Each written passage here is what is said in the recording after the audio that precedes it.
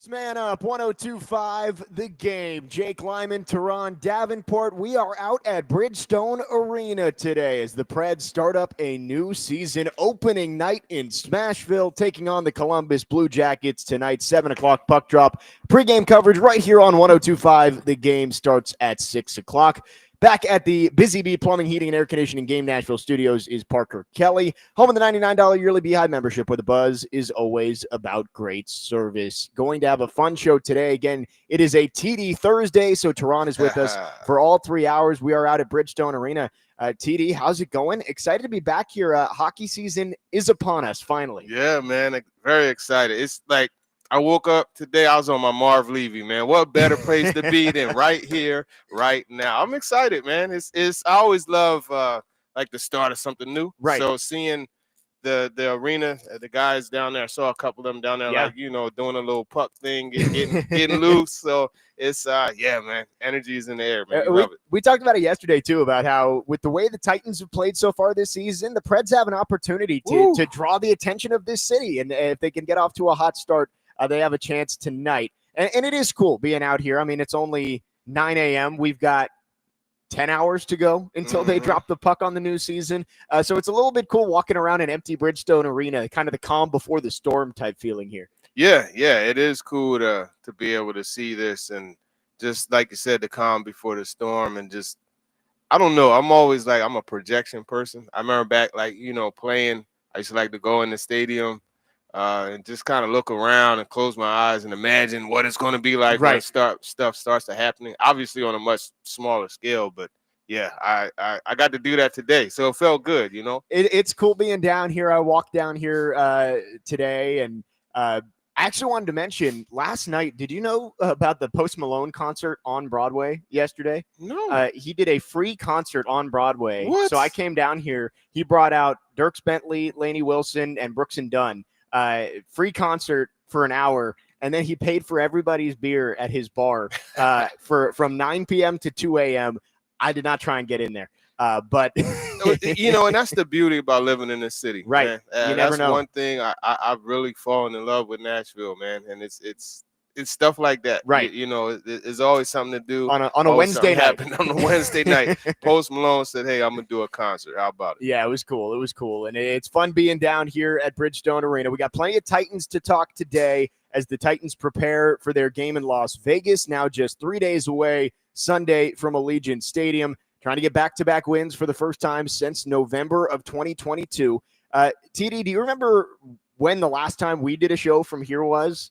It was last December, and it was right after that super strange Bengals and Titans game with the 12 turnovers or whatever it was, and the most penalty yardage in a game in 15 years. It's something about weird games that sends us back here to Bridgestone Arena to do a show the very next week. And I just remember during that show we were talking about how Will Levis maybe lost his chance to keep the job for the year after. And we were going through all of the different quarterback scenarios. And I just remember vividly us talking about how there's no chance you're going to get the number 1 overall pick and have a chance to go take the top quarterback. And who knows? Here we are. 5 games crazy, to Cam Ward's career. So Cam Ward had a great finish to that game on Sunday. For you being out there in Arizona, kind of take us through the ups and downs of that game where it really wasn't good through 2.5, 3 quarters, and then something seemed to click for this Titans team, especially Cam Ward in the fourth. Yeah, it comes down to the urgency and them going tempo, and that's something that was really interesting to me just in talking to Ward and talking to Brian Callahan, Nick Holtz. The tempo, how it limits what the defenses could do, but then also it just creates an urgency. And Cam said he wants to live in that world. And I think it's one of those things where a guy like him, when the stuff is on the line, the way that he is, as far as like the calmness, the collectiveness, the poise, it's a perfect situation for him. Right. Because while everything is speeding up, he's remaining calm and slow. And you just saw some of the throws he made. That one to Ridley on the seam route, the 47-yarder. Right. And then to come back next throw, a perfect. It was a 19-yard handoff, basically. Right. To Drop Gunnar right Helm. over the shoulder to Gunnar Helm. And then the fact for that to be something that he saw earlier in the week and then have that come to fruition, I mean, that's tremendous. Yeah, it was great to see him finally find a little bit of a rhythm, because you could tell that it was just a little bit off throughout the Texans game and early on in that game. You know, it wasn't like he was making horrible throws. A lot of the third down plays where there were drops, he could have placed the ball a little bit better. Yeah. But you know, it's a collective effort when it comes to that, and it just felt like something finally clicked for Cam Ward, especially with Calvin Ridley. Like that was great to see Calvin Ridley break out, have a big game. Yeah. And last year when he finally started to get going, it felt like it continued to trend up. Right. You hope to see that this week. Yeah, too. You definitely hope to see that continue. And, you know, the thing is, you look at last year, at this point, he had like 9 receptions. You know what I mean? Right. So it's still the same type of start. He ended up finishing, you know, at one point, he was on pace. And I told him, I was like, you may be able to end up with a top 10 season, single season receiving yardage. Right. For this franchise. And he had no clue, you know, but as you said, to see him be able to come through and then to stockpile those days, that's what he's going to have to do. And there's an opportunity against the Raiders. You know what I mean? Yes. The Raiders are 1-4 as well. They're coming off a blowout loss to the Colts last week. And you're right. I'm looking through here. Derek Mason had the 10th most in a single season in 2004, 1168. That's not ungettable for Calvin Ridley. I mean, last year he had 1,017. Which was 28th in a single season in Titans history. So, and if I'm not mistaken, he tailed off. If you check his game log, I believe he tailed off the last.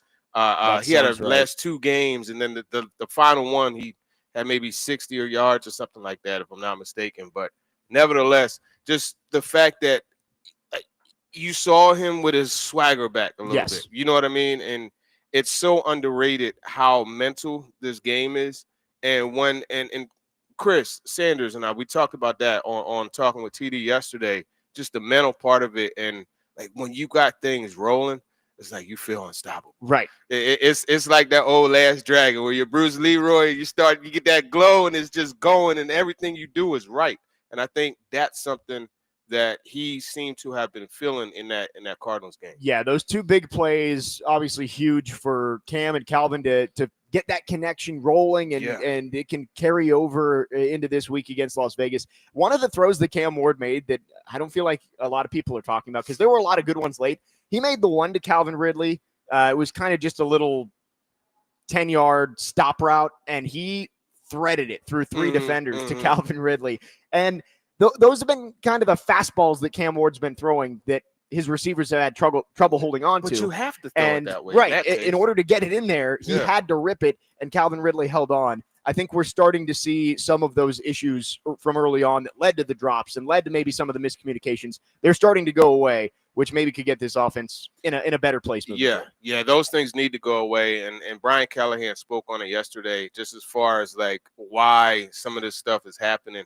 And it's where his feet aren't always matching where he has to be in his progressions. Yep. And so he speeds it up and thinks that he has to hammer it in there in times when he doesn't. And then also you see him behind. You look at that. I believe it was it 4th and 6? It was either 4th and 6 or 3rd and 6 to Lockett when he ran that crosser. And I remember it was like Ward saw him a little bit late. Yep, and the ball was just a little behind him. So I wasn't sure after Nick Holt spoke on Tuesday. I asked him, I said, you know, did you want Tyler Lockett to kind of sit in that pocket and he in that window, right, in the zone? And he was like, no, I wanted him to bust it across. Yeah. And so you had like Lockett and Holtz on one page and Ward on a different. Right. And if you go back and look at it, if he busted across and like he was, and space. Ward puts it, there's space. You catch that thing and turn it up, you could get a little freaky with it, you know? And that's the small inaccuracies with Cam Ward. I said it with Corey yesterday, that it's not like Cam Ward was airmailing all his receivers and nothing was close. It's just the little ball placement things that were causing what could have been maybe a 15, 20-yard gain on 3rd and 6 to be an incompletion. Yeah. Now you have to punt. Right. And those are the things you have to eliminate. Opportunity this weekend to get another win against the Raiders. Again, Las Vegas, they beat the Patriots in week 1. They've lost 4 straight since. And I believe it's looking more likely they're not going to have Brock Bowers out there for another week, which could be huge for this Titans team. Again, I've mentioned it all week because it blows my mind every time I say it that the Titans have not won back-to-back games since November 13th and 17th of 2022. It has been almost 3 calendar years since the Titans have been able to string together 2 straight wins. Can they do it this week? It seems like this might be the golden opportunity to do it this year, considering what's left on the schedule. 615-737-1025 is our phone number. We'd love to hear from you. Our phone lines are driven by WilsonCountyHyundai.com. As always, at 10 o'clock, we will take your questions for Turron Davenport. It is your chance to talk to TD at 10 o'clock. You can call or text. Again, our phone number, 615-737-1025. Andrew Allegretta from Vanderbilt Football going to join us at 11 a.m. Recap that loss to Alabama and also about what Vandy may be doing in the bye week to get ready for LSU next Saturday. Jake Lyman, Turron Davenport. We are live out at Bridgestone Arena for Predators opening night tonight. 7 o'clock puck drop against the Columbus Blue Jackets. When we come back, we'll continue to talk about the Titans offense. Bo Hardigree, I thought the play calling was a lot better from week 1 to week 2. We'll talk about what the Titans can do to build on that success from Sunday in Arizona coming up next. Jake Lyman, Turron Davenport, Parker Kelly, next man up, 102.5 The Game.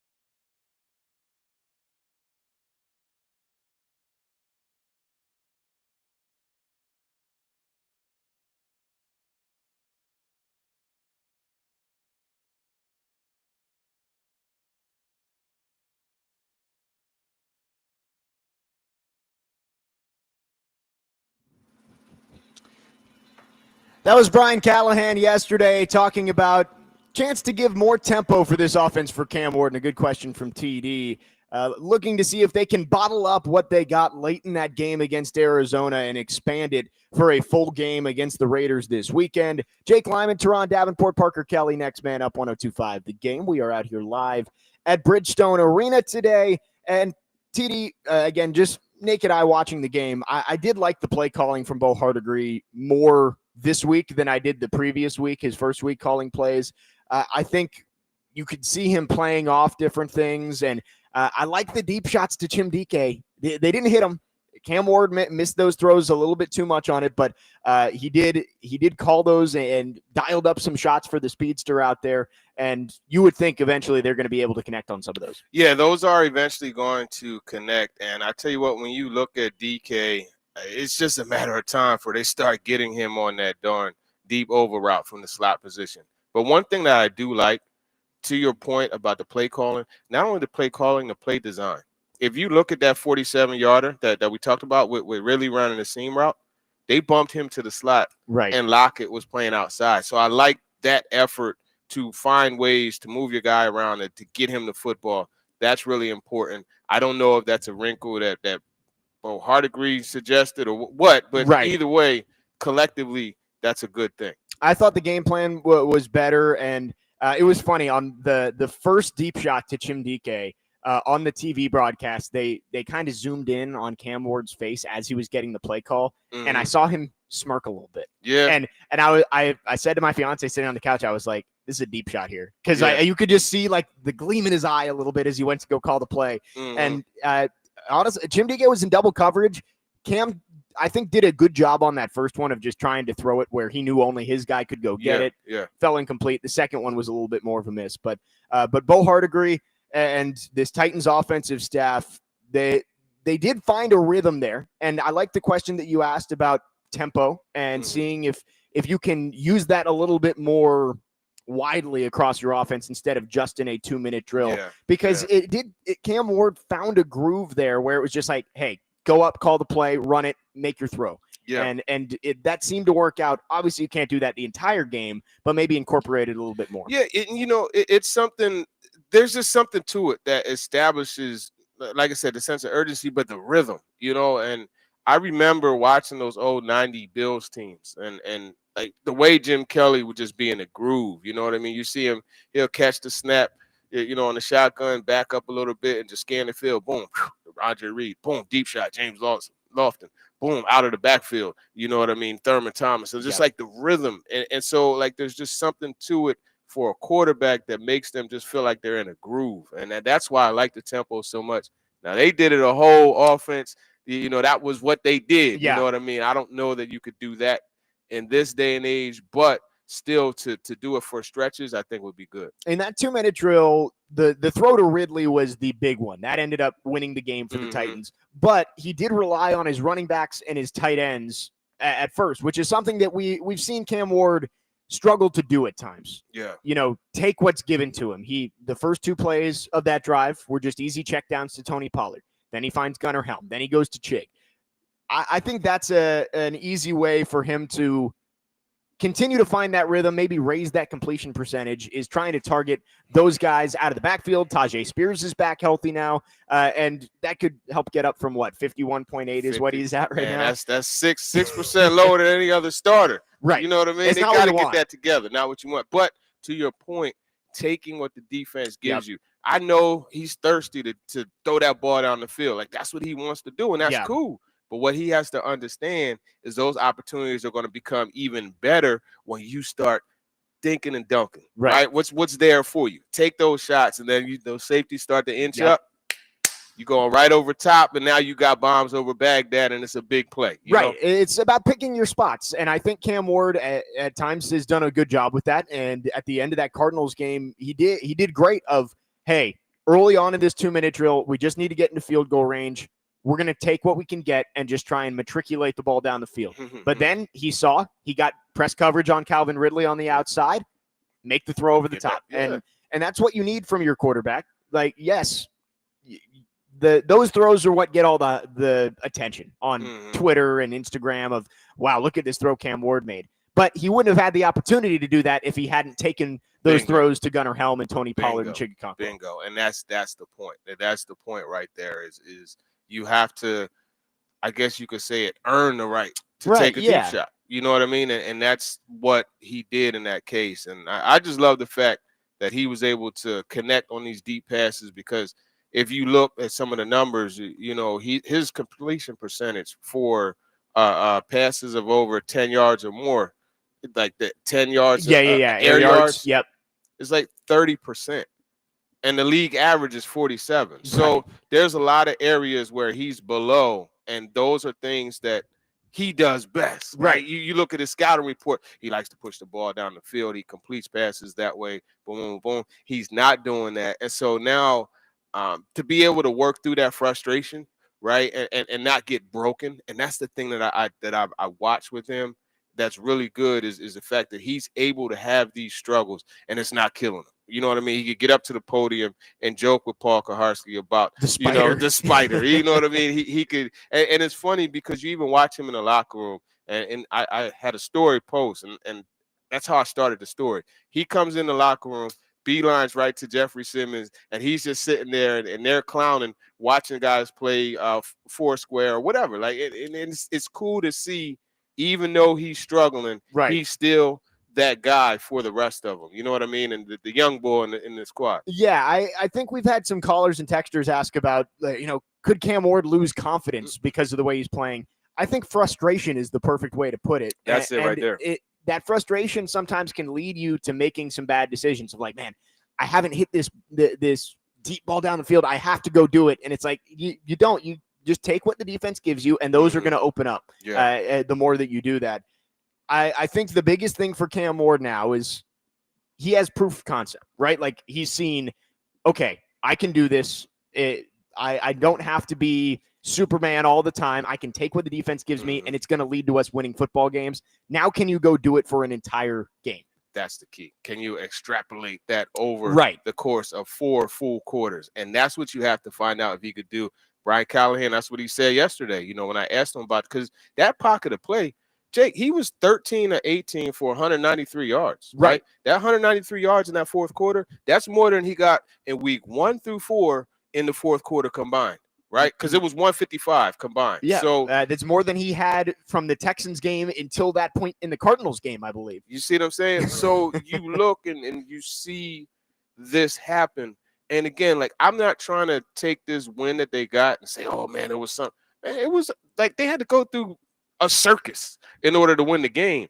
But the fact that he played well in that stretch and the throws that he made to set up, like, his play, his specialty, the deep shots, is what led to 10 points. You know what I mean? In addition to the crazy stuff that went on. Right. I think the play that turned the game on its head, obviously, was DeMarcado dropping the ball at the goal line. Like, that is the play that changed everything, because if he holds on to that ball for a millisecond longer, it's 28-6. And 28-6. And they're ready to get on the bus and go home. Right. You know what I mean? I think at 28-6, you kind of lose any hope at that point. Yeah. But after that, Cam Ward didn't just have another 3 and out, because early in that second half, it was, they're running these 3rd and 6 routes short of the sticks, and it's 4th and 1. Brian Callahan wasn't going for it and kind of waiting to pick his spots. But that play to Calvin Ridley, the 47-yard throw, that was the most impressive throw that he's made as an NFL player. It awakened him, too. I watched there was somebody who did a film breakdown on Twitter or Instagram, and they show Budda Baker carrying Calvin Ridley down the middle of the field. And within one step of Budda Baker taking the dig underneath, Cam Ward had that ball out. Like, and that's what you want to see, is the confidence of, like, okay, he took one step, throw it over his head. Yeah. And I think that was the play that sparked the offense. The confidence and recognition. Because that was Tyler Lockett running. Because in essence, and this is the thing, you know what, I'm gonna need to ask him that, because it was almost like Ridley's route was a clear out. And you got that dig coming underneath. Right. And that was the route that was, the primary read. Yes. But it's like, hey, look, man, just read the safety. And then the recognition to be able to do that on the spot and then take that shot. That was good. Well, it's fine. I forget who was doing the film breakdown. I wish I could shout them out. But I thought what was funny was what he said. He goes, Buda Baker stops carrying Calvin Ridley down the field because he's thinking there's absolutely no way that he's going to try and split the safeties this far down the field and throw it. And guess what? Cam Ward, frozen rope right over the middle to Calvin Ridley for a 47-yard gain. And again, that set up the first touchdown as TD's got the film pulled up here. You can see Buda takes one step, the ball's out. But like you said, you're splitting the safety. Like it was a 30 perfect yards throw down the field. Look at the ball. It's out on its way. And just nice a rope, catch, and that's a catch that Calvin Ridley hadn't made so far this year, and that was huge to see. That was the play that sparked the offense. I know that a lot of crazy stuff happened. We can talk about that on the other side, all of the circus stuff that happened for the Titans to be able to win this game. But the Titans got the win, and I think that's just big for confidence of like, hey, Cam Ward now knows that he can go make the plays to win a football game in the NFL. Let's see if he can do it this week in Las Vegas. 615-737-1025 is the phone number. We'd love to hear from you. Our phone lines are driven by WilsonCountyHyundai.com. Looking for a good spot to watch NFL games on Sunday? Then you should come to Twin Peaks in Cool Springs, home of the 29-degree beer, and join 1025 The Game for the pregame show before the Titans take on the Raiders. Pregame show is brought to you by Circus Sportsbook Kentucky and Tennessee Brewworks. Jake Lyman, Turron Davenport, Parker Kelly. We are live out here at Bridgestone Arena. Preds starting a new season tonight, taking on the Columbus Blue Jackets. 7 o'clock puck drop and 6 o'clock pregame right here on 1025 The Game. We'll keep talking Titans on the other side here on Next Man Up, 1025 The Game.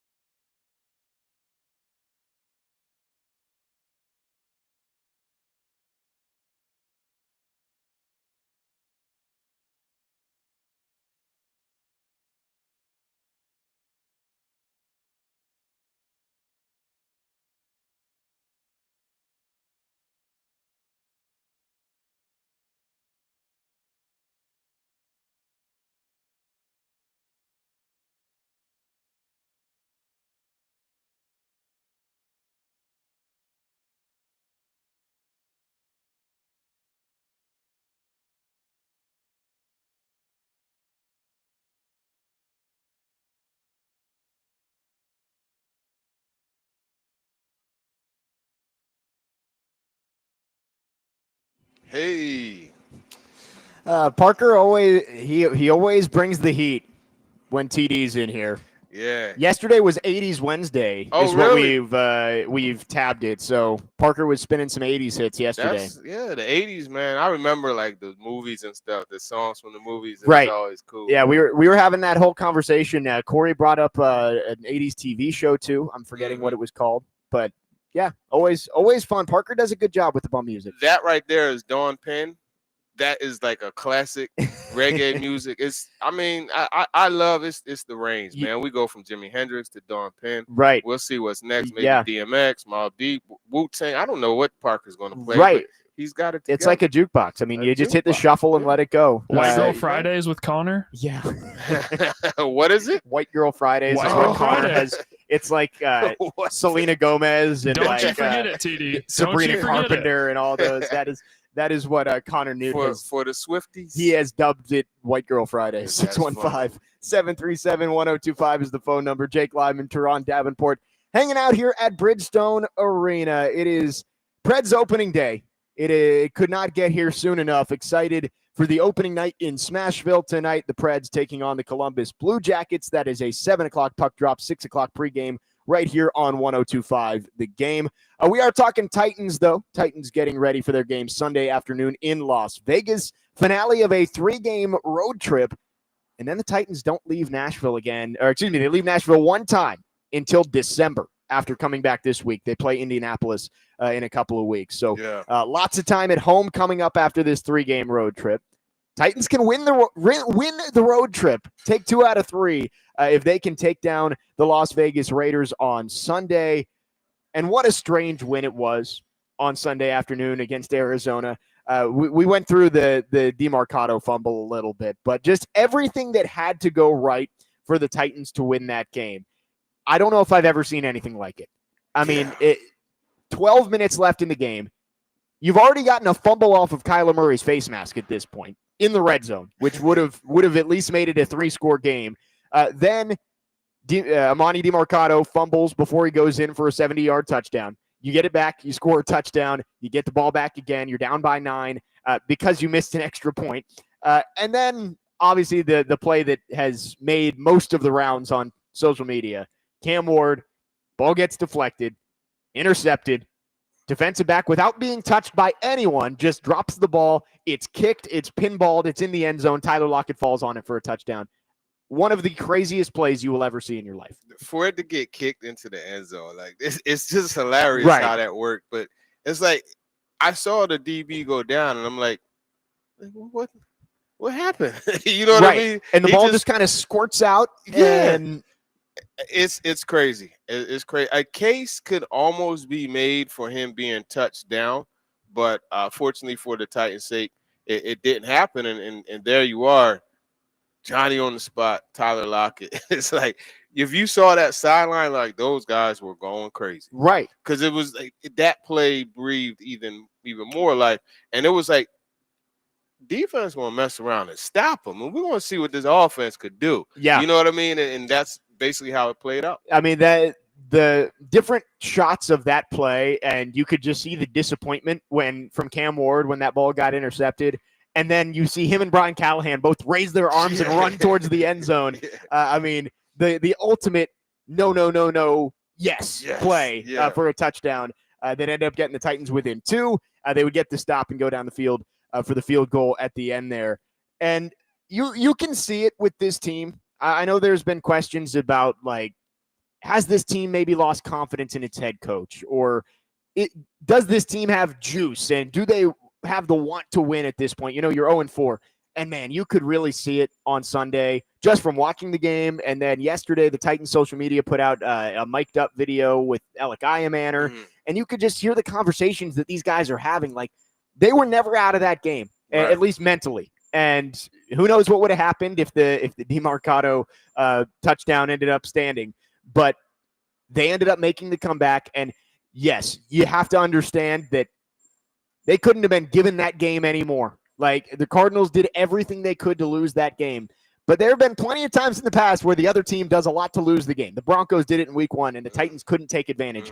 I think that's a huge confidence boost to just, hey, This team gave it to us, and we took it instead of giving it right back. Yeah, and that's the thing, right? And if I'm Brian Callahan, that's what I'm telling him. I'm like, hey, fellas, we must be living right because some things, happen in our favor. But let's go out and show them that we don't need all that. We could go out and get the victory just on the strength of us doing what we got to do. And I think when you look at that, that's the way that they need to approach this Raiders game. Go out there, whoop their tail, get back on the plane, get that long flight back, and make it a nice long flight instead of one of the ones where, you're going cross country with that L in your pocket. Right. I'm sure that flight back from Arizona was a lot nicer than the flight back from Houston. And they did come back in between weeks. And I want to get your thoughts on this because a lot of times these teams will, you play Arizona and Las Vegas, you just stay out west. You don't come all the way back.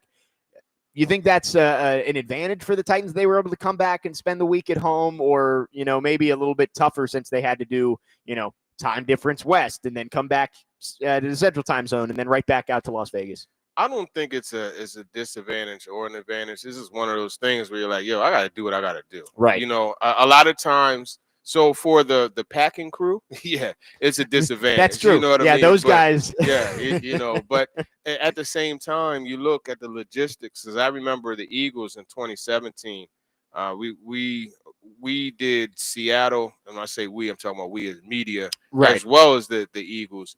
The situation was Seattle, and then from Seattle to Anaheim, and so they practiced where the Angels play.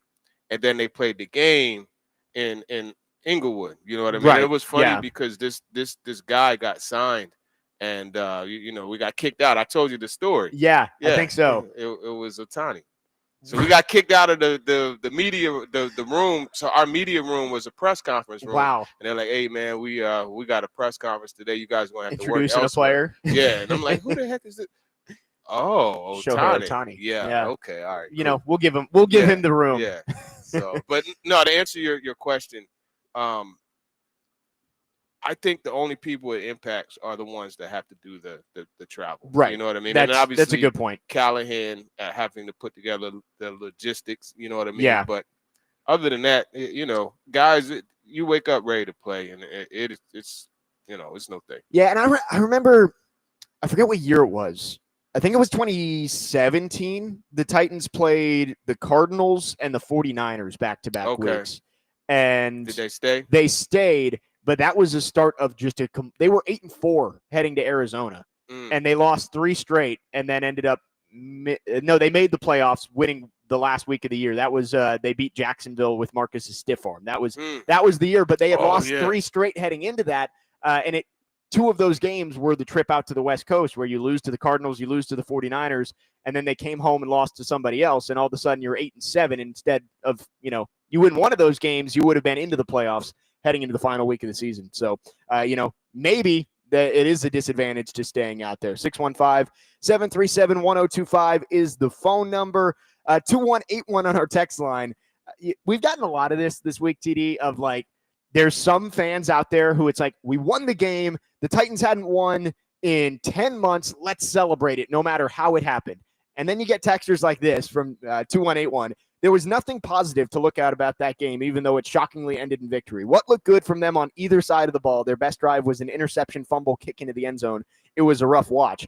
I would argue that was their third best drive. Yarder. Right. You had the long one with the 47-yard pass to Ridley that ended with the Tony Pollard touchdown, and then the drive to set up the game-winning field goal. I would argue those were better than the one that ended in the interception fumble, ended up in the end zone. Chim Fair caught the punt on his own 18-yard line? Yes. And they drove in position for a chip shot. Field goal. Should be a chip shot. I think that's a positive. I think 13 of 18 in the fourth quarter. We're not talking about like random dumps. We're talking about like going up top. I think that's a positive. But I mean, the negative outweighs there's more negative from this than positive. They did not play a good game. They didn't play a good game. They didn't play a good game. They didn't coach a good game. But they made the plays necessary down the stretch to win the game. Mattered. Right. When it mattered. And as Brian Callahan said, you want your quarterback to be at his best when his best is required. Now, obviously, it's required over the whole game, but the fourth quarter, that's when it matters. Yeah. And that's what's frustrating about like the text line, because it's polarizing. It's either be excited that they won. Stop criticizing them. Or why are you excited that they won? They have to be criticized. It's like there's some nuance here. Like Right. you can have a gray area of, yeah, did they play a great game? No, but they did enough to win the football game. And guess what? No pictures in the standings. They're 1-4. It may not have looked pretty, but they no longer have a 0 in the win column, which is important. And we'll see if they can make it a 2 on Sunday against Las Vegas. 615-737-1025 is the phone number. Again, coming up in about 15 minutes, your chance to talk to TD. 615-737-1025. You can text or call. Get your questions in for Turron Davenport. We will get to those at the top of the hour. I did want to hit on some injury reinforcements maybe coming back, including a big piece on the offensive line. We'll talk about it coming up next. Jake Lyman, Turron Davenport, Parker Kelly, next man up, 1025 The Game.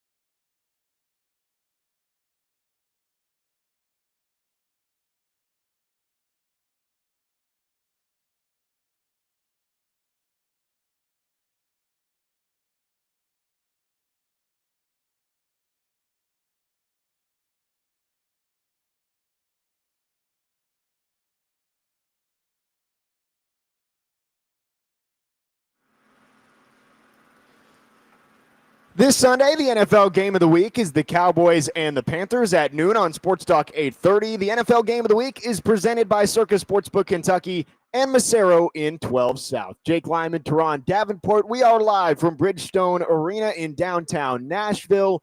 The Predators starting their new season tonight. 7 o'clock puck drop against the Columbus Blue Jackets. Should be a fun one. Our shows will be out here all day. Excited to get the new season going. And again, pregame with Max Hers coming up at 6 o'clock right here on 102.5 The Game. TD, before we get to your chance, the audience out there, to talk to TD, which you can do at 615-737-1025. I did want to mention JC Latham is back in practice. We have been speculating for basically the last month of when he is finally going to be back on the practice field. He was limited yesterday. The offensive line has already started to look better without him. I mean, Oli Udoh has been a serviceable stand-in tackle for him at right tackle, but with Max Crosby getting ready to line up on the other side from you, it feels like a good week to have J.C. Latham back healthy. Woo. Max Crosby's a problem. He's an issue. You know what I mean? If you go back, like Brian Callahan said, that Bears game, like he single-handedly tried to win it for them. And he's a guy, we actually got to talk to J.C. Latham about that. Right. And John Burton, he made a JB. He made a good comparison. He compared the relentlessness that Max Crosby plays with and said, is it similar to Jeffrey Simmons? And JC lit up. And he was like, man, you're right. You know, and then when you look at a guy like that is relentless, he has the spin move. His hands are ridiculous. He's long. He's strong. Like he does everything that you want from an edge defender, and that's going to be an issue. I think this is one of those weeks you got to boot him, boot Cam, like roll him away from, get him away from that Max demon. Crosby is, send Cam away. Get him away from that, and you know, now here's all right, here we go. First play of the game. This is what I'm doing. This is what I would do. Here we go. I'm not running Tony Pollard in that between the tackles like they do every other game. I'm going to give you that look, but I'm booting Cam away from Max Crosby, and I'm going to have whatever side Max Crosby lines up on, DK is lining up on that same side. And I'm booting away from Crosby, and I'm going to have DK run that deep transcontinental. Yep.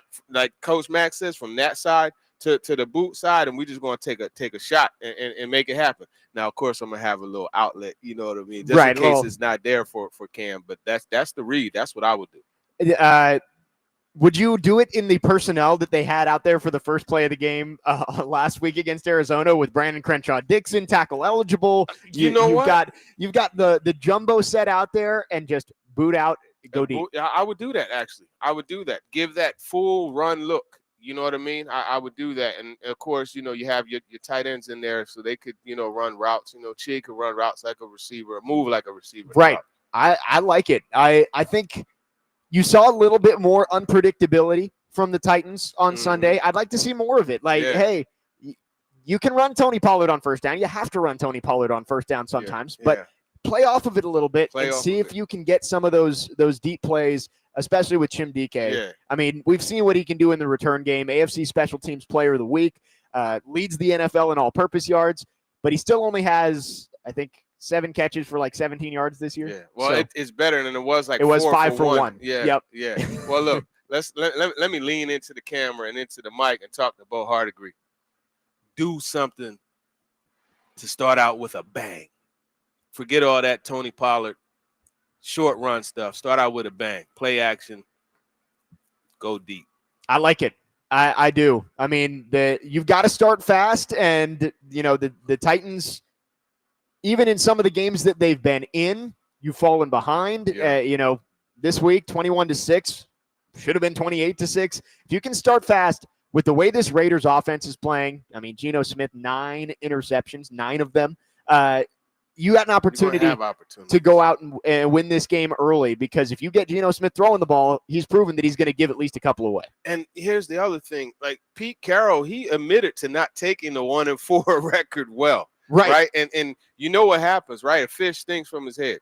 So if the head coach is struggling with it, I'm sure the rest of the organization is. So what do? You go out and you punch them right in the face from the rip, right? And you do that, and they get into that oh, dang, here we Yep. go again mode. And now you could just keep piling and piling and piling, or as my receiver coach, Coach James, used to say, keep loading the wagon. You know what I mean? And you could do that if you start out with a bang and then you just keep coming and coming. Yeah, I mean, coming off a 40-6 loss, if you punch this Raiders team early, you wonder if maybe you can start to impose your will a little bit. You take Ashton Genty out of the game plan. Lots that the Titans can do against a team that, I've said it all week, there are not a lot of games the Titans are going to be favored in. They're not favored in this game on the road. But this is a game where you can look at the matchup on paper and say, we can win this game. Let's see if they can do it on Sunday. We'll have plenty more Titans talk throughout the show. Let's go to our phone lines, though, driven by WilsonCountyHyundai.com. Gil from California has been waiting patiently. Gil, appreciate you calling in. What you got for us today?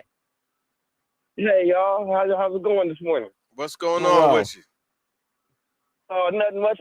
You know what? I kind of like the way Bo Hardigree is just showing a little heart out there. I think that when Callahan was the coordinator, he wouldn't go deep. In that last game, I think he went deep twice to DK, even though it didn't work. It let Cam Ward come back and adjust to later on in the game, and then when he went deep, it worked. And I want to just see this week, like he said, if we get a big play, I want to see him get up on the ball and go fast, because whoever got the chunk play, the defense is going to try to adjust to that, and maybe we can feed off of some other things.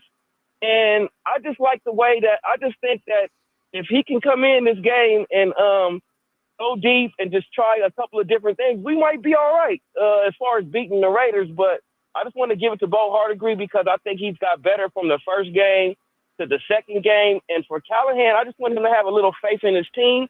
And if it's 4th and 2 or 4th and 1 and it's in the odds say go for it, I mean, go for it. What do we got to lose? Yeah, no, that's a great point about going for it. And you're right. What do you have to lose? They did go for it on 4th. I think it was like 4th and 4 or something like that. I have to double check, but they did have a few in that third quarter where it's like you had 3rd and medium and you got brought down 4th and 1, 4th and 2, and they decided to send the punt unit out. It was iffy, but I do think they did go for a 4th down at least once, right? Yeah, it was.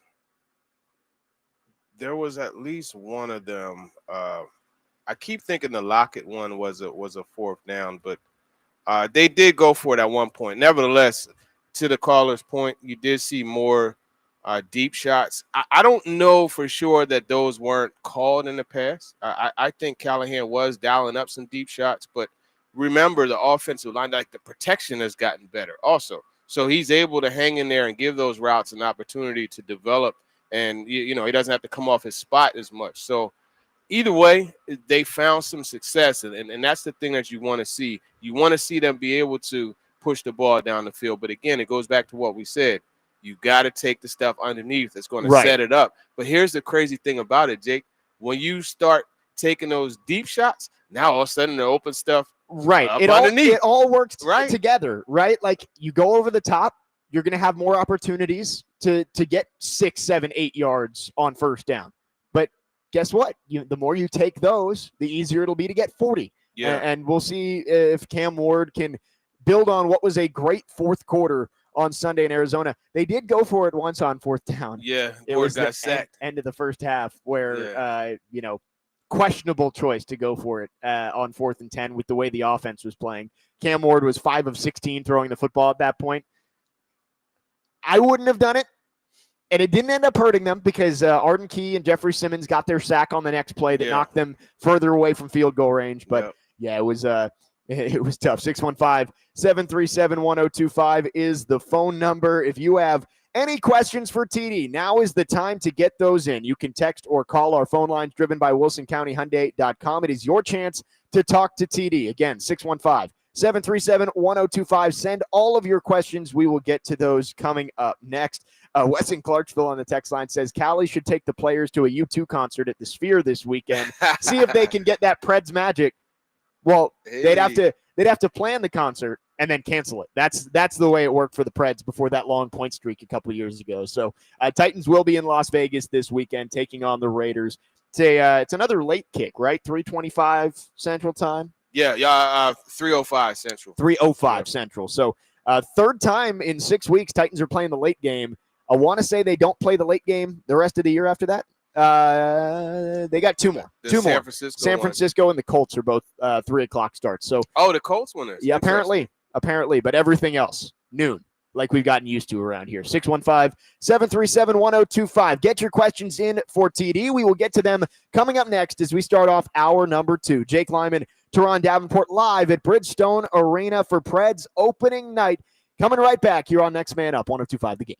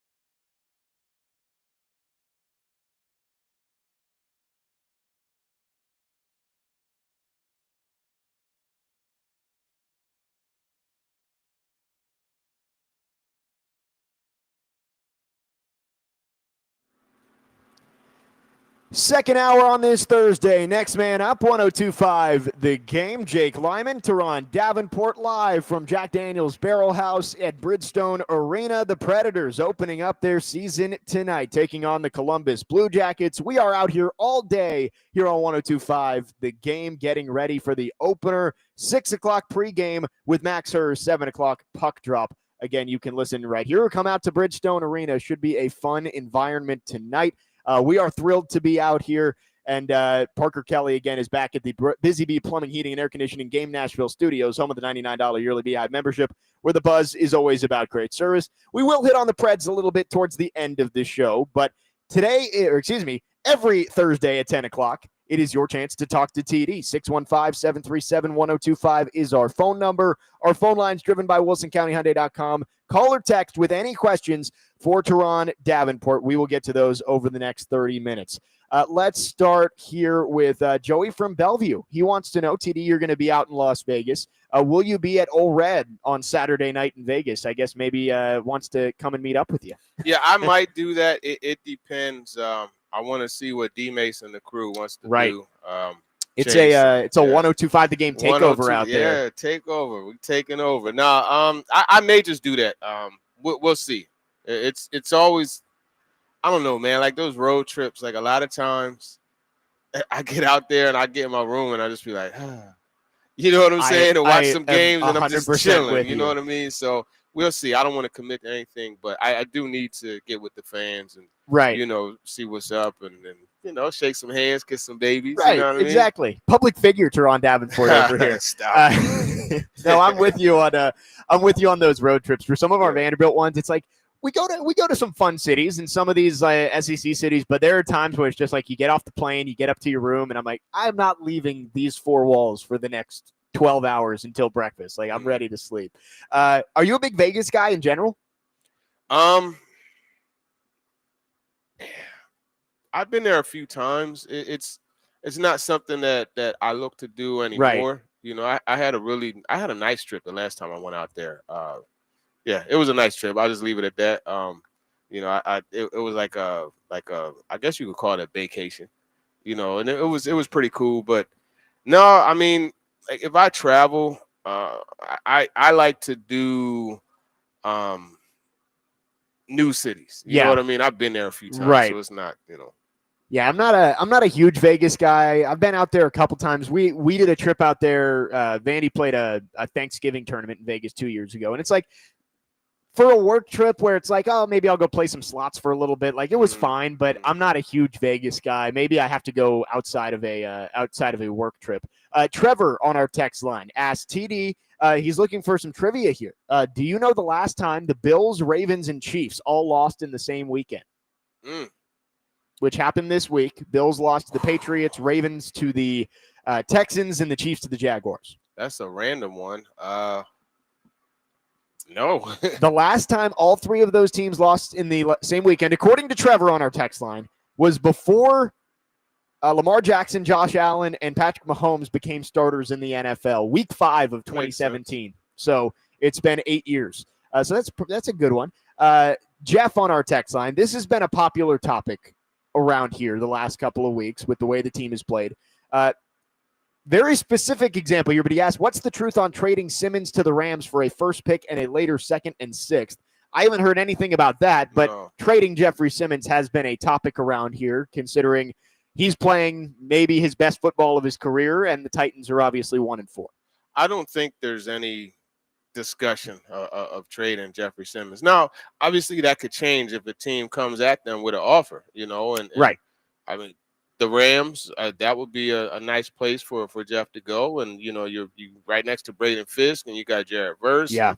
Now you could do some things, but nothing that I know of. Yeah, I'm 50-50 on this. And we talked about it last week about what to do if you want to trade Jeffrey Simmons. And I think there's a scenario here where you listen and like if Jerry Jones or Mike Vrabel or somebody calls up and says, hey, I'll give you a first and a third for Jeffrey Simmons, I don't think you immediately hang up and say no, but I don't think you're out there shopping Jeffrey Simmons to teams. Yeah, you're not out there shopping, but you're going to listen. Now, I don't know if the texter was like asking do I think they should do it, or if it was something that it says what's the truth on that. I don't know if he's saying yeah. there's a report. I looked up Simmons Rams on Twitter just to make sure we hadn't missed something, and I didn't see anything. Yeah. So yeah, I haven't heard anything on that line. I wouldn't do it, frankly. Right. I think he's a culture guy. If Brian Callahan doesn't make it past this year, I would be, and I'm a new coach, I would want Simmons there because I would go to him direct. It's kind of like when Vrabel got here, and he went to Lewan, and that was that was actually the first story I did, how Vrabel was using Lewan as a culture builder to infiltrate the rest of the locker room. You know what I mean? Infiltrate's not a good word. To spread to the rest of the locker room. You know what I mean? In the YouTube chat, Ricky W. Ricky, that's the golf guy. He's a trip, man. He asked, "What are some changes I've seen from Bo Callahan, Bo Hardigree to Brian Callahan?"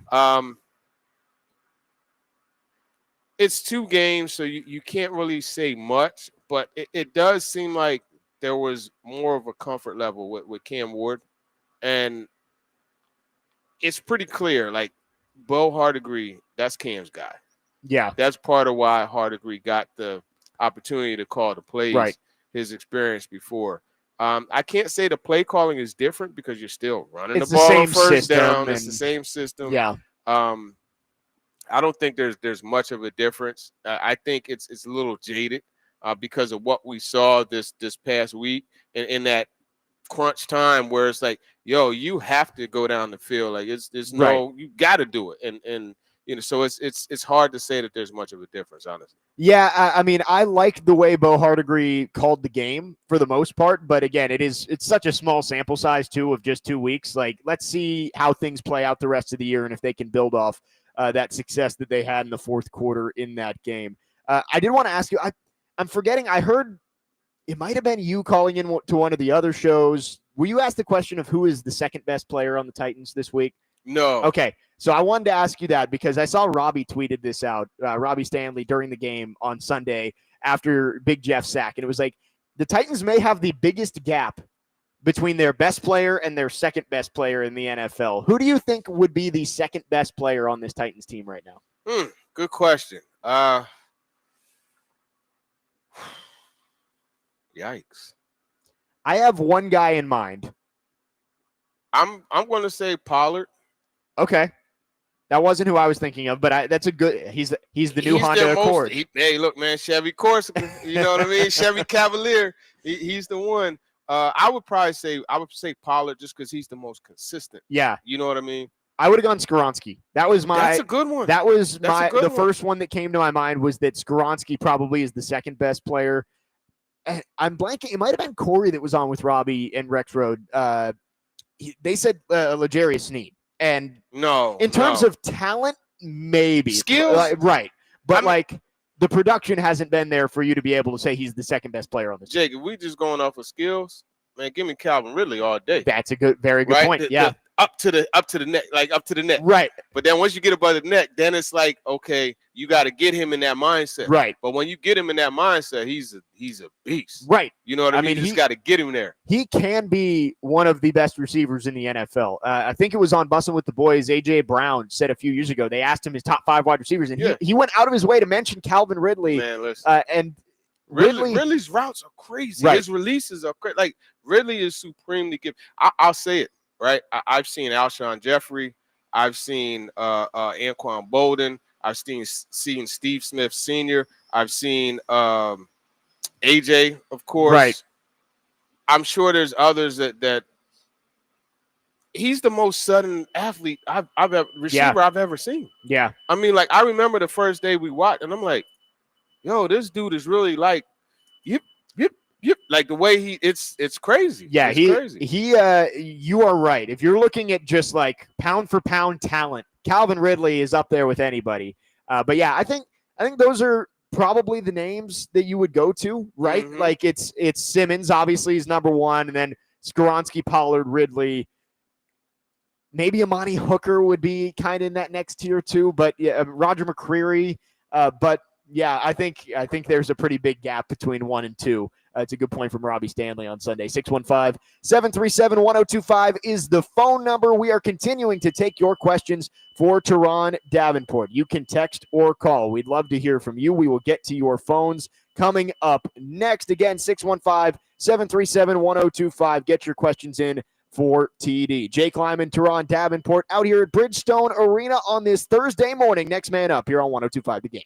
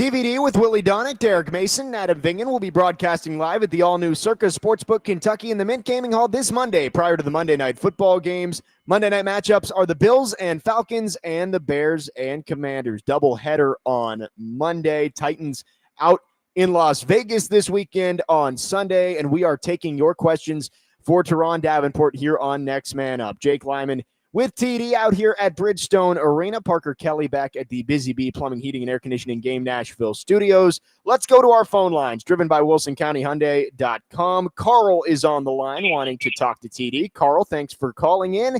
What you got for TD today? Hey, guys, can you hear me okay? We got you. Yep, we What's got up, you. man?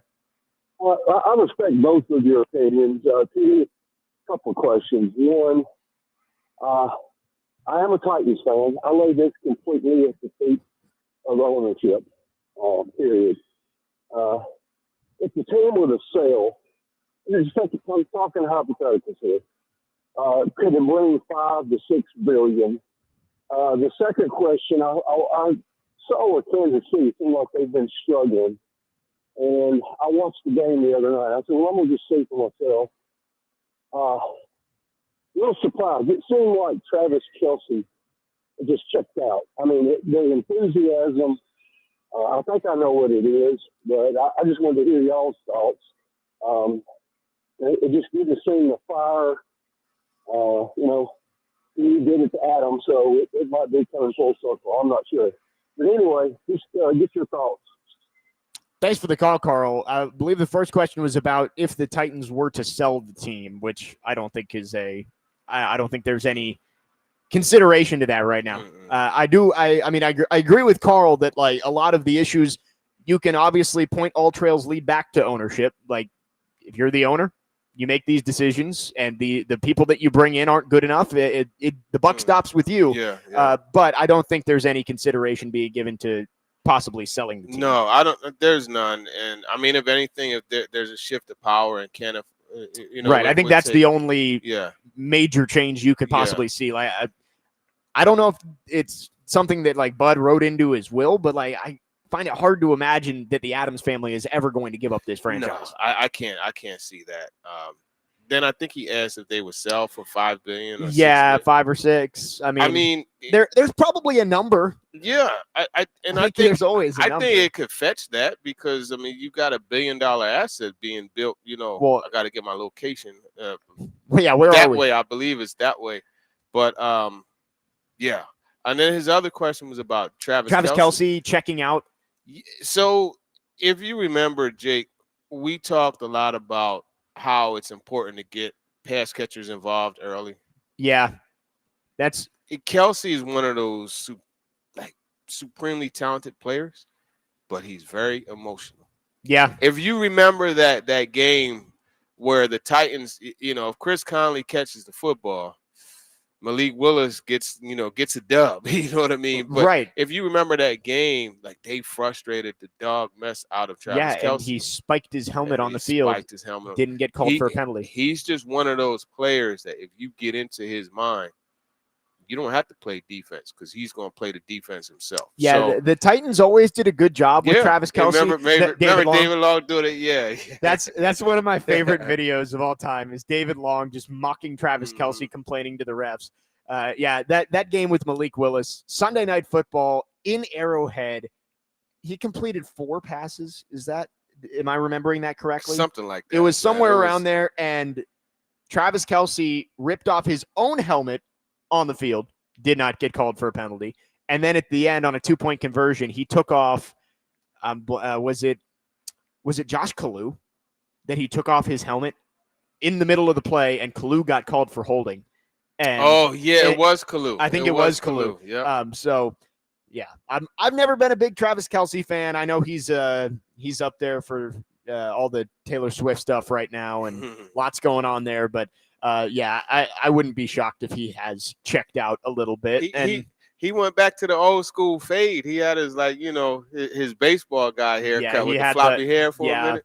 It is funny if you listen to him over the last few years, like his voice has changed too. Oh, he went back to like the countryside. Yeah, well, he's just like he's a very different person than he was pre Taylor Swift.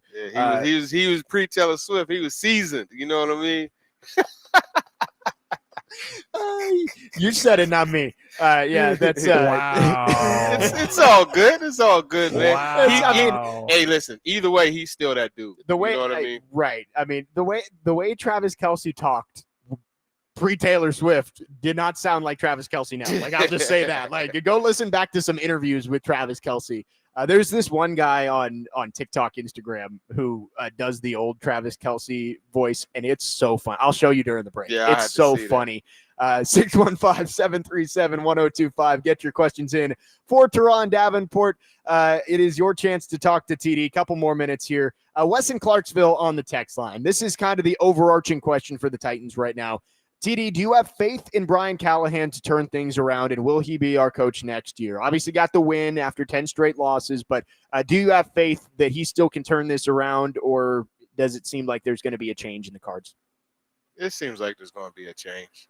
You can't get so caught up in this win that was, right. It was a win, okay, but you can't get so caught up in that and say things like there's still a lot that has to get corrected. Yes. I mean, look, your number one pick is playing some of the worst football over stretches, in the league.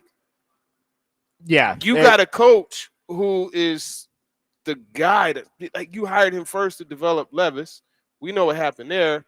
And then you retained him with the number one pick to work that. And that's Cam's going to be fine. Right. But right now, you're not seeing the seeds planted from the head coach and from the offensive staff. So I would be surprised if he's here next year, but I wouldn't be surprised if he finds a way to win some more games. Like, I don't think this team is going to win 3 games. I think they're going to win 4 or 5 games, but the important part is how do you win those games and what games do you win? Yes. Because, yes, this Raiders one is important, just like everyone in front of you is, but my goodness.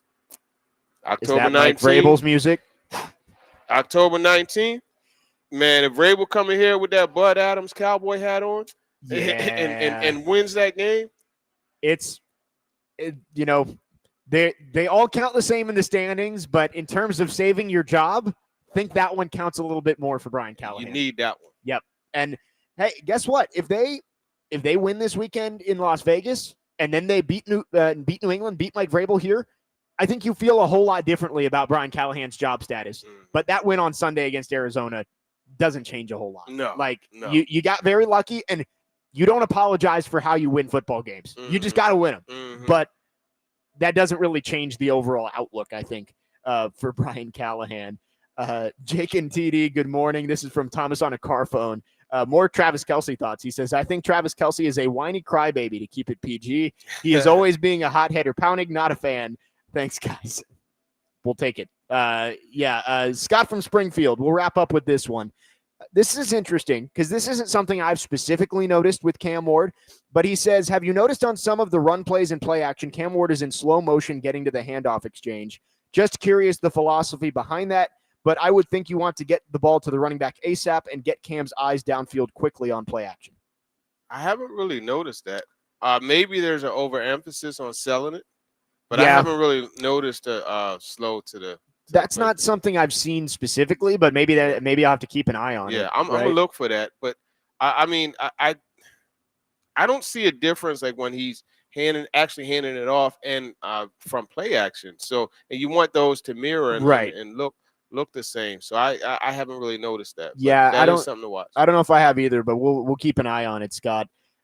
Have you seen some of the college offenses that run that slow mesh? I think Wake Forest is one of the ones. Like, and he holds it there. They hold it, and they're just like, I'm like, man, I don't know how this works, but Wake Forest was pretty good running it when Kenneth Walker was there for a little bit. That was always an interesting offense to watch. 615-737-1025 is the phone number. Appreciate all your questions for TD. If you got more, we'll try and get to them throughout the show. Again, Andrew Allegretta from Vanderbilt Football going to join us for his weekly visit at 11 a.m. We will talk Vandy and Alabama from this past weekend and what the Commodores can do heading into the bye week to prepare for the second half of their season. Hang with Titans fans, including the crew from 102.5 The Game at the Overhang Bar at Circa in Las Vegas. Drink specials are included, plus giveaways, including 2 tickets to the Titans and Raiders game. Go to circalasvegas.com for more information. When we come back, I have an NFL thought, because we've seen certain quarterbacks take big steps, maybe this year, maybe over the past couple of years, and it may have something that we can learn from with Cam Ward. We'll talk about it when we come back. Jake Lyman, Turron Davenport. We are live out at Bridgestone Arena today. Predators taking on the Columbus Blue Jackets tonight to open up the 2025-26 season. Coming right back here on Next Man Up, 102.5 The Game.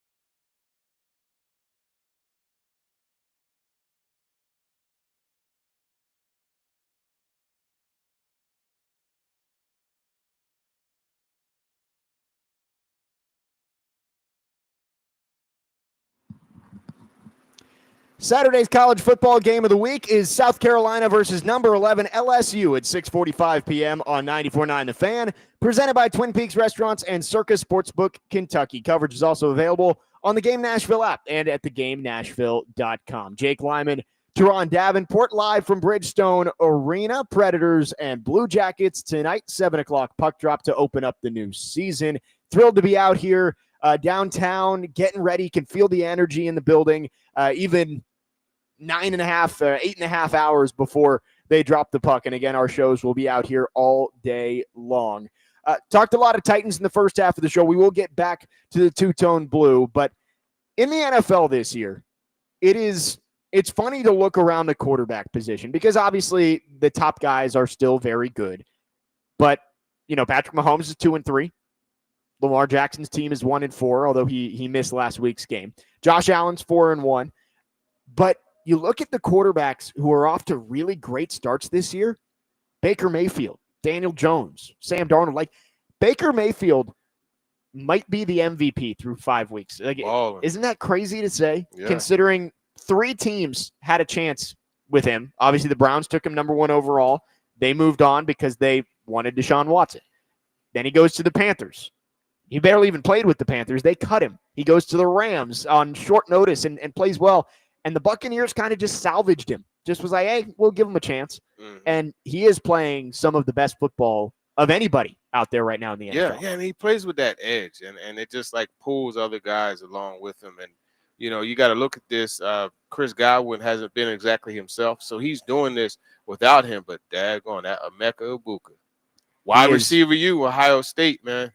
He's Emeka Egbuka is balling. I will say my prediction at the beginning of the year, I picked him to win Offensive Rookie of the Year. Really? Yeah, nice, so nice. I'm feeling good about that one through the first couple of weeks. Did you put a little something on? I did not. I'm not allowed to. Not allowed to yet. Gotcha. Okay. The NCAA might be changing those rules soon. So maybe. Way to stay within the rules. They changed it yesterday. It's not official yet. November 1st is when they said they might be able to. So I might be able to bet on pro sports at some point, but as of now, no. But yes, Baker Mayfield, even with Mike Evans has been hurt and Chris Godwin's been hurt, he's got a rookie wide receiver that, again, is putting in ridiculous numbers right now. They're 4-1. And it's like he had a shootout last week with Sam Darnold. First pick, third pick in that draft in 2017, right? No, 2018. 2018. Yeah. Mayfield went first. Darnold went third. Those guys played on the same team with Carolina, and they went out there and had one of the best games of the week. And Baker Mayfield's Bucks come out on top. They're 4-1 now. Yeah. I mean, what can you say? He's definitely done a great job. You know what I mean? And that one loss came to Jalen Hurts and the Eagles, might I add. But it's all good. I think you look at him. You look at Sam Darnold. Darnold has played well. I think Darnold is now in that category of he's good during the regular season.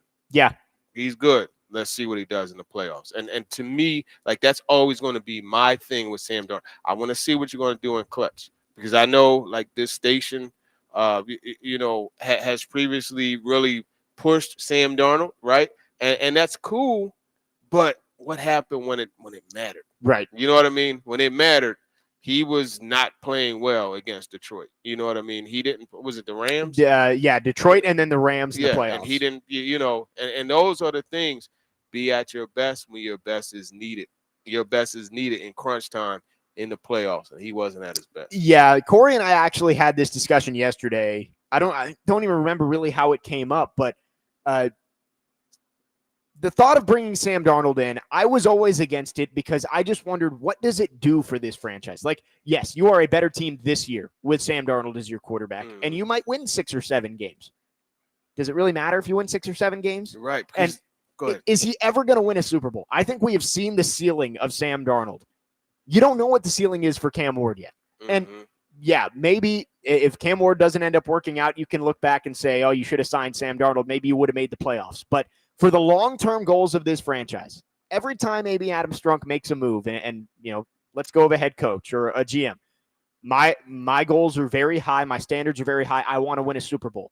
I don't think Sam Darnold is ever going to win a Super Bowl. No, I don't think so either, and I don't believe he's that guy. And then you look at it, like, he'll play well enough to get you to the point where you can't draft his replacement. Yes.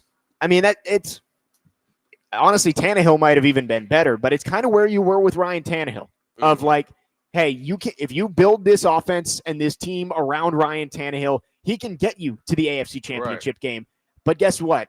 when you have to match up with Patrick Mahomes in Arrowhead in the AFC Championship game or Joe Burrow in the AFC Divisional game, Ryan Tannehill's not good enough to go toe-to-toe with those guys. Yeah, and that's what you need. Because, man, you're in the AFC. Like, you got Patrick Mahomes, Josh Allen, Lamar Jackson, Joe Burrow, Justin Herbert on the rise. Right. Like, there's a lot. So you need to be able to do some things in order to be competitive and win in those matchups. But Sam Darnold is a success story. I mean, him and Baker Mayfield and now Daniel Jones, who's 4-1 with the Colts.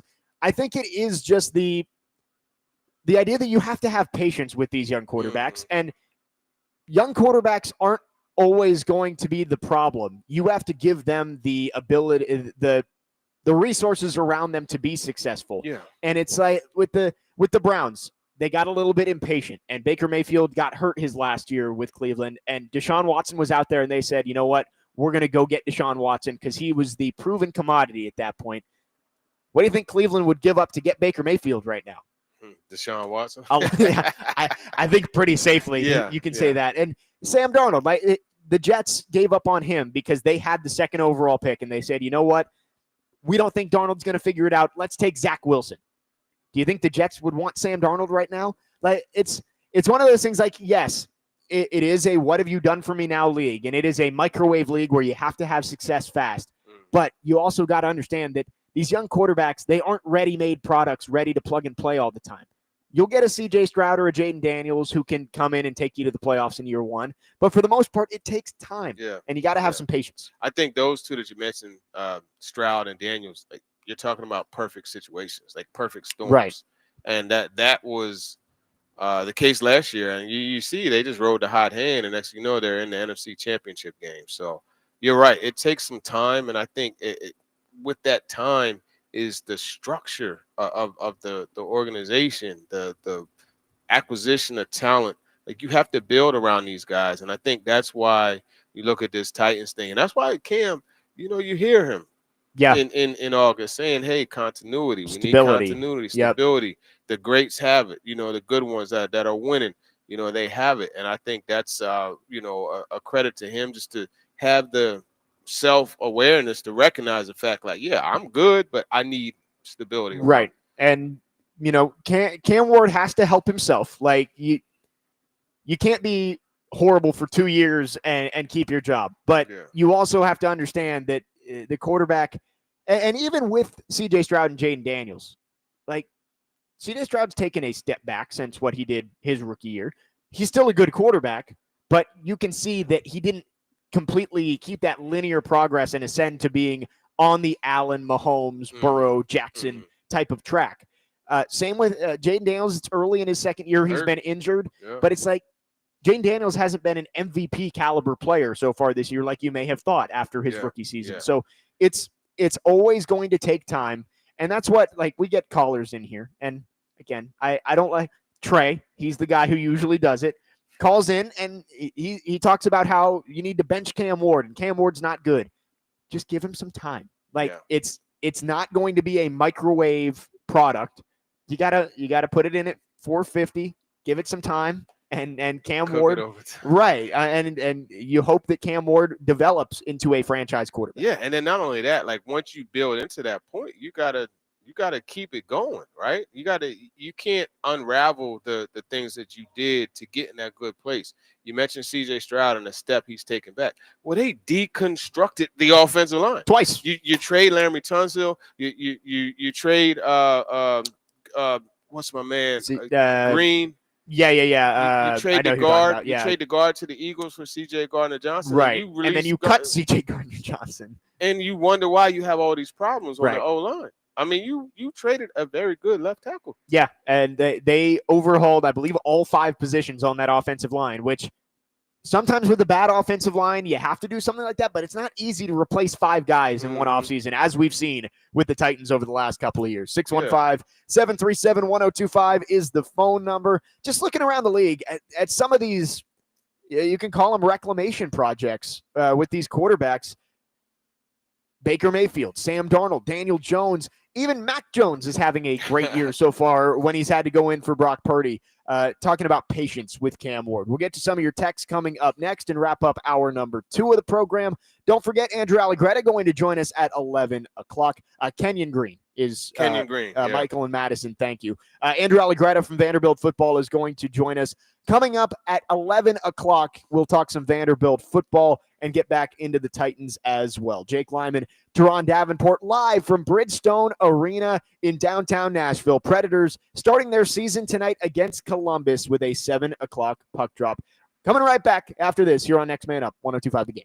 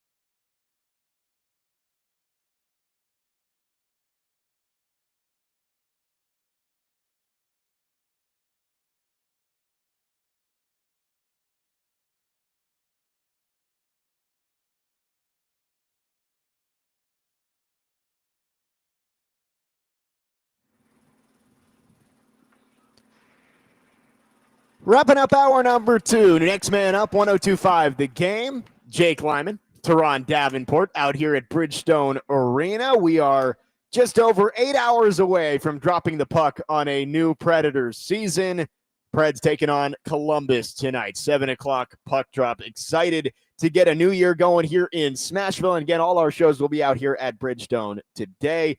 Andrew Allegretta going to join us coming up at 11 o'clock. We'll talk some Vanderbilt football. But we're having the conversation about these reclamation project quarterbacks who have all gotten off to really good starts this year, whether it's Baker Mayfield, who, again, we said might be the MVP right now. Like, there's obviously arguments for a lot of guys out there, but he's definitely in that conversation. Sam Darnold has been good. Daniel Jones has the Colts at 4-1. Mac Jones has had to step in for Brock Purdy, and he's been good for the 4-1 49ers. And I was wondering if we were going to get a text like this, TD, and we did. 8785, hot take, Will Levis will be one of the ones who got away for the Titans. I don't know about one of the ones that got away, but I think Levis could play ball, and that's another case of that incubator. Like, let a guy develop a little bit, but there's just the mistakes that it was egregious, and that they had to move on. I wouldn't be surprised if he goes like to Kansas City or to like a Minnesota and spends a year there and refines himself, right? And then ends up with one of these teams that needs a quarterback. Somebody's going to give him another chance. Like the Raiders or somebody, once Geno, who was another reclamation project. Right, yeah. Geno Smith is another one of those success stories who, and even a longer time where he was considered a bust and wasn't considered a starting NFL quarterback, and he's gotten himself paid a couple of times now from the Seahawks and the Raiders. But yeah, with Levis, for the Titans, it just didn't make sense to stick with him. I mean, again, the mistakes were egregious, and he also was a second-round pick. Like, there's a difference between, like, the Colts, I guess they kind of gave up on Anthony Richardson around the same time, but the Colts took Anthony Richardson with the 4th overall pick, and you weren't going to completely give up on him. They gave him a chance to go win the job this season, and he couldn't do it. But for the Titans, it was a second-round pick on Will Levis, a second and a third, I guess, because they had to trade up for him. But when you have the number 1 overall pick and your quarterback hasn't been good enough, it made sense for the Titans to move on and go get a guy who they think can be the quarterback of the future. And 9596 asked the question, how much excitement do you have for Cam Ward? If we could have traded the number 1 pick with the Giants for their first-round pick next year, and we knew for a fact it would be a top 10 pick, would you take that over Cam Ward? My answer would be no. I mean, I think Cam Ward is the appropriate person to lead this organization into that new Nissan Stadium. Yeah, because, and we're really seeing the reinforcements of that. And I'm always optimistic, right? I'm always going to have half glass, full. Half full glass. And I think when you look at this, these struggles are actually good. It's kind of like a relationship, right? Let's say you're with your lady, and when you meet your lady, you're floating, you're rolling, like, everything. Hey, babe, I want to go. All right, come on, we're out. We're going to go. Yeah, right. So everything is good, but then what happens? God forbid you hit a valley. You know what I mean? Right. How is she going to ride with me through the valley? And I think what you're seeing similarly is, this is a low point for this organization, for Brian Callahan. For what ends up happening is when you go through struggles with somebody, you mesh, you come together. And then if and when you're able to emerge from it, it's for the better, because that relationship is stronger. You're stronger because you've been through adversity and you already saw that you could overcome it. And I think that's what you're seeing right now, just the callus being formed with Cam Ward. Right. And with Cam Ward, all of the people who wanted to trade back, it was, you can get your quarterback next year. Who are the quarterbacks coming out this year that have anybody excited? I mean, I saw the article. We talked about it with Lenore Sellers being listed as kind of the top guy that these executives want, but there were 5 or 6 quarterbacks who were considered possible number 1 overall picks, and none of them have really been all that good. Yeah. Yeah, I mean, Carson Beck has played better. Was it Taylor Green from Arkansas. And Dante Moore from Oregon has been good. Yeah. But the guys heading into the year, Arch Manning was the name. Everybody said, why take Cam Ward when you could take Arch Manning next year? How's he look? Yeah, how's Arch Manning doing? Nussmeyer. Garrett Nussmeyer. Drew Aller, who just lost to UCLA this weekend. I ain't gonna lie though, Drew Aller he has some I talent. like Drew Aller as a prospect, but like, has he done enough to be the number one overall pick? No. Who are the other? Cade Klubnik. Clemson's 2-3. Now they just took it to Bill Belichick, who did you see the stuff yesterday with Bill Belichick of like he's looking into his buyout and seeing if he can get out, and their assistant coaches saying the coaching situation, the benefits or something improper. Right? Yeah, there's an investigation, and their assistant coaches saying like what we did to these kids is horrible. I'm like, man, what? How did it get so bad in 7 months? They're pulling a Tennessee on Jeremy Pruitt. They're trying to find something wrong so they can get out of this. Well, yeah, you're probably right. Yeah. So before we talked to Cedric Gray yesterday in the locker room because he got the North Carolina dirty player of the week jersey. So we wanted to ask him about that. And Jim Wyatt, man, he was like, "Oh, what do you say about North Carolina?" Man, Ced just put his hand to his face and was like, "Man, you messed my day up with that one." I mean, it's funny because they brought in Mac Brown, and that was a heavily criticized move of like, hey, this guy hasn't coached in a long time. Like, yeah, he was great at Texas, but he's older. Is he going to be able to recruit? And he was good. He brought in Sam Howell. He brought in Drake May. They were a good team. But yeah, it's been bad with Bill Belichick. And they did deny those reports and said like, Bill's like, I'm fully behind North Carolina. And North Carolina said they're fully behind Bill Belichick. But I'm wondering how much longer that lasts. I did see, I think it might have been the first play of the game on Sunday. Cedric Gray made a tackle, and he dapped up the running back after. And I was like, who is that? And I was like, oh, it's Michael Carter. And they played together in North Carolina. Man, I remember Michael Carter when I think it was second or third round with the Jets, man. He had a nice start to his career, but it just kind of. He was, it was him and Javonte Williams, right? Yeah. At North Carolina. They were like the two-headed monster. Yeah, Yep. that was a good tandem there. But yeah, it was funny. I was like, Cedric Gray, like, who would he know on the Cardinals? I was like, oh, it's Michael Carter. Yep. But yeah, North Carolina, not looking great. 615-737-1025 is our phone number. We'd love to hear from you. The Titans, they're getting ready for this game against the Raiders on Sunday. It's an important one, and we're going to preview it a little bit more coming up in the final hour of the show. We'll go through some of the matchups, how do the Titans slow down Ashton Genty. Also, again, we are out here at Bridgestone Arena. It's cool being out here.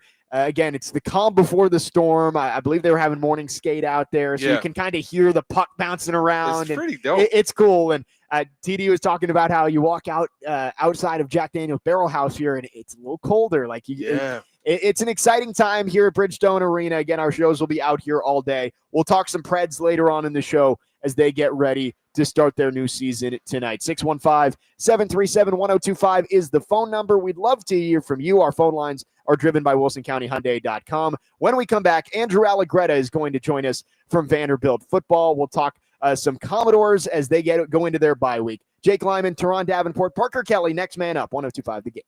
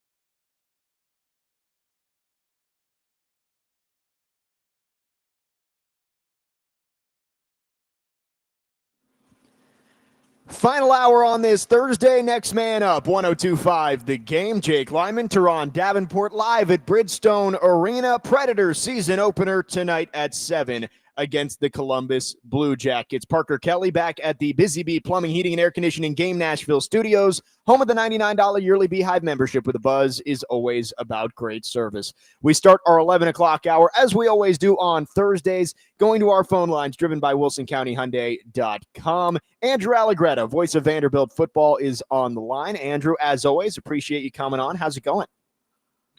Good. Happy hockey season, guys.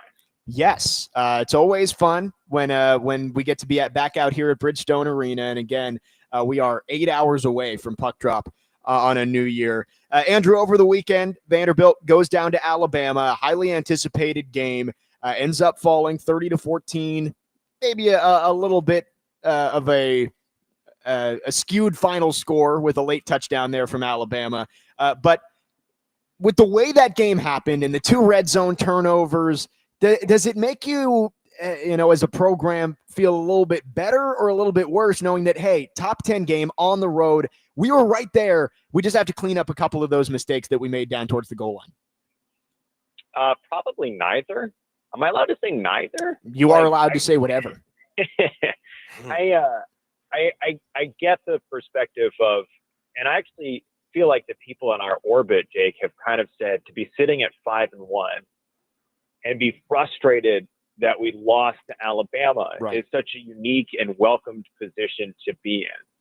So from that perspective, there's certainly positives to take away from Vanderbilt stepping into this bye week.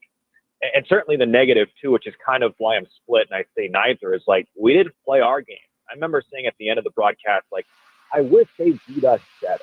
I wish it wasn't in part because of 2 red zone turnovers. I wish it was not in part because we struggled to sustain drives and play our brand of football. So, like, did Vanderbilt put its absolute A-plus game on display in Tuscaloosa?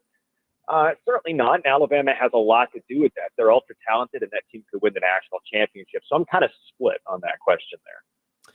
When you talk about not being able to sustain drives and playing your brand of football, I think one of the stats that really stood out to me looking at it this week was only 6 carries for the running backs, especially after the early long touchdown run from Cedric Alexander. Is that something that you think maybe Tim Beck would go back and change if he could, to get those guys, Seti and AJ Newberry and MK Young, a little bit more involved throughout the game? Yeah, I don't know. I guess it's a good question. I think Alabama, and I actually think Vanderbilt too, I think both teams in the second and third quarter did a lot better defending the run, because I don't think either one of them was exceptional in the first quarter. And I think what happened to Vanderbilt in the fourth quarter was just getting fatigued. And at that point, Jam Miller kind of just was able to take over the football game in the fourth quarter. I mean, I think it's a question worth, examining, looking at all of that sort of stuff. But Alabama obviously made a conscious point of defending the run. And to some extent too, Jake, Vanderbilt's best rushing attack is often going to be Diego Pavia. So, again, a hard question to answer. I think you just find yourself in a situation with, however you get there, if your average number of plays per drive is 6, which is I think what it was for Vanderbilt, and Alabama was like 8 or 9. It's 2 teams that like to play time of possession and sustain drives, and Alabama just got to their game better than Vanderbilt, and certainly finding ways to extend drives, whether that was with Cedric Alexander, MK Young, whoever it happened to be. It was a handful of drives that certainly had hurt Vanderbilt too, extending drives. So all of that sort of stuff has been talked about there. When you look at some of the post-game comments by Pavia, one of the things he said was they got to get back to the identity and who they are. How did Alabama take them out of their identity, and what can they do to get back to it during this bye week? I would I would be curious to know exactly what Diego was talking about. I don't want to speak for Diego, Clark, or Tim Beck too much. I think probably who they are is the time of possession stuff, and they just couldn't sustain it versus Alabama. Like, I thought the defense actually was okay. It wasn't great. It got leaky on that last drive before halftime, which was huge. Perhaps Diego's talking about taking care of the football a little bit better. And that's some of it's fumble, some of it's the interception, which by the way, did you go back and see the video of Diego's interception? Because Norm pointed it out during our broadcast, or might have said it to me off the air, but Sav, the safety, hid behind the ref and then popped out and jumped in front of the route, which was just like, Wow. tip your cap to Sav. Whether it was on purpose, whether it was happenstance, I don't know. Norm saw it on the replay in our booth, and then I saw the video, like line of sight. He was behind one of the refs, and he just kind of jumped out and took it away in the red zone. So kudos to him. I don't know if Diego's talking about his own turnovers. He's been a little bit more turnover prone this season. He might have tried to feel like he had to play hero ball because the game was starting to slip a little bit. I don't know. I'd probably defer to him on exactly what he's referencing. But, again, Vanderbilt's a time of possession built team. And that was heavily skewed the other way versus Bama. Yeah, I think that's what he was referring to, controlling the football a little bit more. That's something that you guys do. Let me ask you this, though. Jordan Matthews, he's hired as an offensive assistant. You're around that program. Well, what type of impact do you think he could have, and what led to that?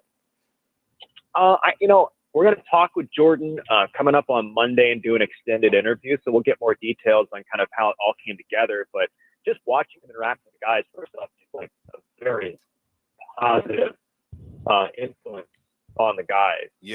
On the practice field, like a lot of high energy, a lot of really good, thoughtful conversation, all of that sort of stuff. And he's obviously someone that comes with a ton of experience, having done it both at the collegiate level and being fairly successful at the NFL level. I think he's a guy, he's a voice that our players listen to, can share some unique perspectives, and to do it, Clark's in a unique position where he understands what it means to step into Warren Vanderbilt, what's possible here, how to get there, how to find the right routes, all of that sort of stuff. Well, Jordan Matthews kind of in the same boat, right? Like, he can talk to these players. He knows how it's been done before. He knows how this program can help get this even more because of his own experiences. Just because somebody played at a school doesn't inherently make them a great coach. But so far, he's been a really nice energy guy, intelligence guy, thoughtful guy, and communicator for the players. It's been fun to see. Talking with Andrew Allegretta, voice of Vanderbilt football. They are on their bye week. And Andrew, last year, the bye week came right before that big Alabama win over the number 1 Crimson Tide. And you get it later on in the year. You've already played half your games if you're the Commodores. But how important do you think this week is to regroup, knowing that everything that you have, that you want to accomplish, is still out in front of you, and it's going to be a tough matchup with LSU coming to Nashville next weekend? I mean, I think this stuff is huge. Bye weeks are huge for a mental reset. They're huge for a physical reset. I don't feel like Vanderbilt has, and I say this cautiously, a ton of like massive health concerns that they've got to deal with. But there's a few out there that would be nice to evaluate throughout the course of the bye week. Like, what is status of Issa Wataha? I mean, he has a disruptive force in the middle defensively, and that would be great to get back. So to be able to evaluate those sort of things, and some of it too, guys, and I think anybody that works in all of this sort of stuff can attest to it. Just the mental reset kind of freshens you up, and you come back a little bit sharper. The guys will get a little bit of time with friends and family and all of that sort of stuff, and you're better people when you can kind of get that mental reset too. So it comes at a great time, a massively significant time in the season. So I'm always, I feel like we come on and I talk with you guys, and TD, I think you can relate to this. Like, the bye weeks, the talk outside the games, I never know exactly how much it's going to impact the actual product on the field, because it comes down to execution when you're between the white lines. But, all things considered, to get this reset for this team right now is pretty significant. And to your point, it's like you walk away from the Alabama game, and I think, I know this team and this program has a lot of internal confidence anyway, but you look, and who knows what's going to happen with wins and losses, but I know they'll take the field in every single one of their games left, believing they can win that game. Andrew, always appreciate you coming on. Vandy with the bye week this week. Hope you enjoy your bye week and excited for LSU coming up from First Bank Stadium next Saturday. I can't wait, guys.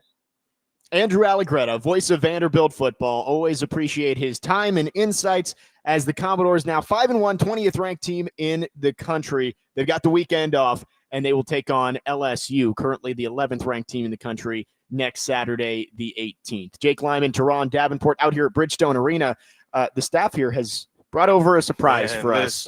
We've got some food in front of us. We have resisted digging in to this point, outside of a couple handful of fries. Yeah, TD's going to show it on the stream if you're watching there.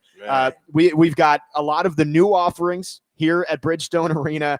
The Broadway glazed honey stack, which is a donut burger with bacon right there. You've got the Enforcer mushroom Swiss burger, which looks delicious. TD, I think that one's calling his name. Absolutely. We've got and I don't want to say this wrong. It might be. You might not be allowed to say it. The Forget About It Italian grinder, which these are all new offerings right here at Bridgestone Arena. And then the BetMGM Lounge also brought over another burger and a salad too. So we've got salad's crazy. We've got plenty of food right here with us here at Jack Daniel's Barrel House. We're gonna sample it during the break here, and we'll give you some reviews. We'll let you know what to come get when you come out here to Bridgestone Arena for Preds games this season. Jake Lyman, Turron Davenport. Save some Parker for me. Kelly. I'll be over after the show. Parker will send some back over to you. Next man up here on 102.5 The Game.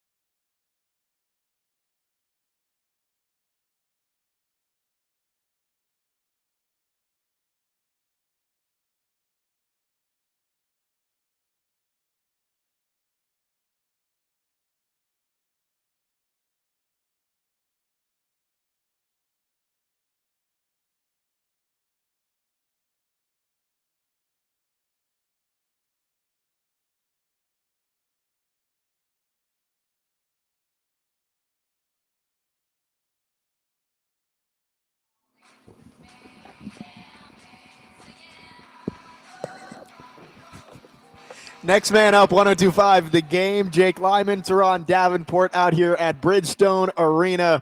Preds and Blue Jackets coming up at 7 o'clock tonight. 6 o'clock pregame right here on 102.5 The Game. We were teasing heading into the break that we've been treated to some of the new menu offerings out here at Bridgestone Arena, and wow, they're good.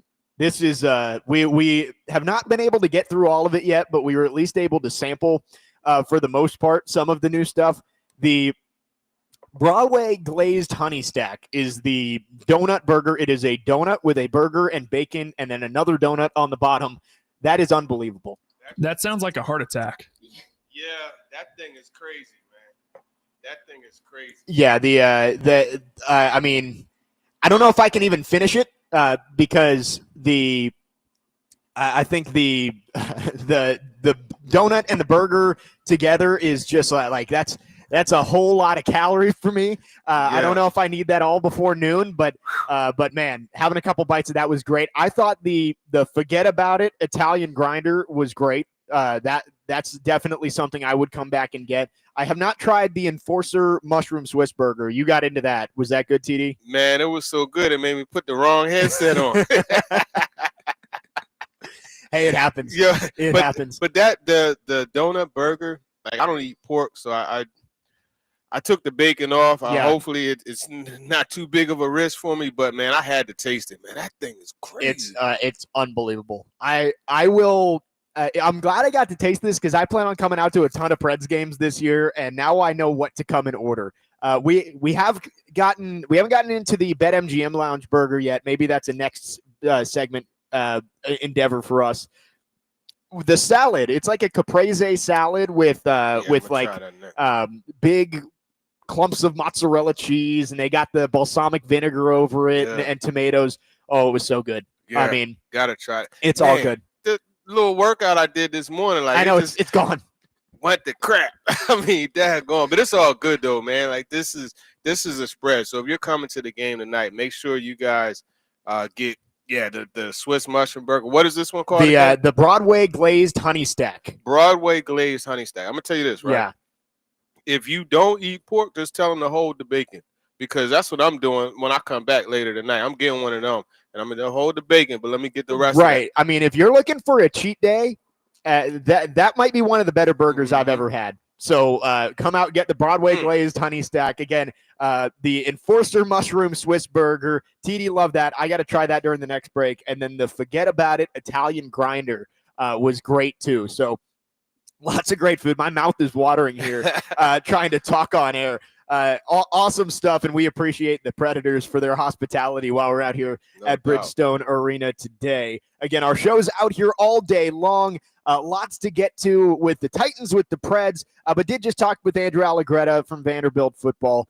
I think Andrew made an important point there of in the micro of just that game, you're obviously disappointed to lose. But if you had told Vandy players, Vandy coaches, Vandy fans, like, hey, you're 5-1. You played wire to wire with Alabama. You came up short on the road, but you're 5-1 heading into the bye week. That's a great spot for them to be. Yeah, and I think it's kind of like taking that stair-step approach, right? You don't just automatically suddenly become a program that's like, hey, man, I'm ticked off that we went to Alabama and didn't win. Like, right. It's a process. So obviously you never want to lose, but to be in this spot that they're still looking good. As Pavia said, their goals are right there in front of them. Right. You know what I mean? You got a big game against LSU coming out of the bye week. You could put yourself right back on the map. You know, you spanked the Tigers. Now you're back right there where you need to be. Right. And some of the teams on this schedule that looked more formidable at the beginning of the season. I mean, LSU at one point was a top 3 team in the country. Texas was the preseason number 1. Those teams don't look quite as unbeatable as maybe you thought at the beginning of the year. So Vandy, they've got this bye week. And I think your question was good about just getting back to themselves. I think their game plan that worked so well against Alabama last year, they couldn't get back to that this year. And I think there could be a whole lot of different reasons for that. But it is a perfect spot for this bye week after your first loss of the season to be able to regroup and get back to what you do best. for back-to-back top 15 games in your stadium after the bye week against LSU in Missouri. Yeah, and that's the key part, right? In your stadium. It's in your house, and that's another part of the stair-step approach. Right. Make it hard to win when people come to your house. And that's something the next thing that they have to be able to do. So I think, to your point, there are good opportunities to reestablish themselves. If they do fall out of the ranking, a win over LSU, I think that will put them right back. They'll probably be forgotten, right, over the bye week. Right. But then they could get right back where they got to go. Yeah, I mean, and Vandy, you've got the strength of schedule is on your side. Like right. If you can win 10 games, which is not going to be easy, you got to go 5-1 again after the bye week against some really tough competition. But if you get to 10 wins, you are into the playoff. There's no question about it. And honestly, I doubt it, but it's not impossible that at 9-3 with who they've played. I mean, when you have to go to South Carolina, to Alabama, to Texas, to Tennessee, you got LSU at home. Like, I think maybe the committee gives you the benefit of the doubt if you end up being 9-3 and at the back end of that playoff conversation. That schedule's husky, man. Right. You know what I'm saying? I mean, heading into the year, it was the second hardest schedule in the country, only behind Florida. Yeah. And Florida, they took the brunt of that early on with South Florida, who's turned out to be a top 25 team, and Miami, and lost to LSU. They did beat Texas this weekend, but it's the strength of schedule. The committee came out before the season and said they're going to put a higher emphasis on winning impressive games. Like, yeah, maybe you do have 2 losses, but if your 10 wins are more impressive than just thinking of like a random ACC team like Georgia Tech. Like if Georgia Tech goes 11-1, they lose to Georgia, but the rest of their wins, their 11 wins, are they more impressive than 10 wins from Alabama? Like probably not. And so that could end up helping Vanderbilt in the future as well. Again, they have their bye week this week, and then they get ready for LSU at home coming up next Saturday. Not sure when that game is going to be yet. I think it's the early window, so it could be 11 a.m.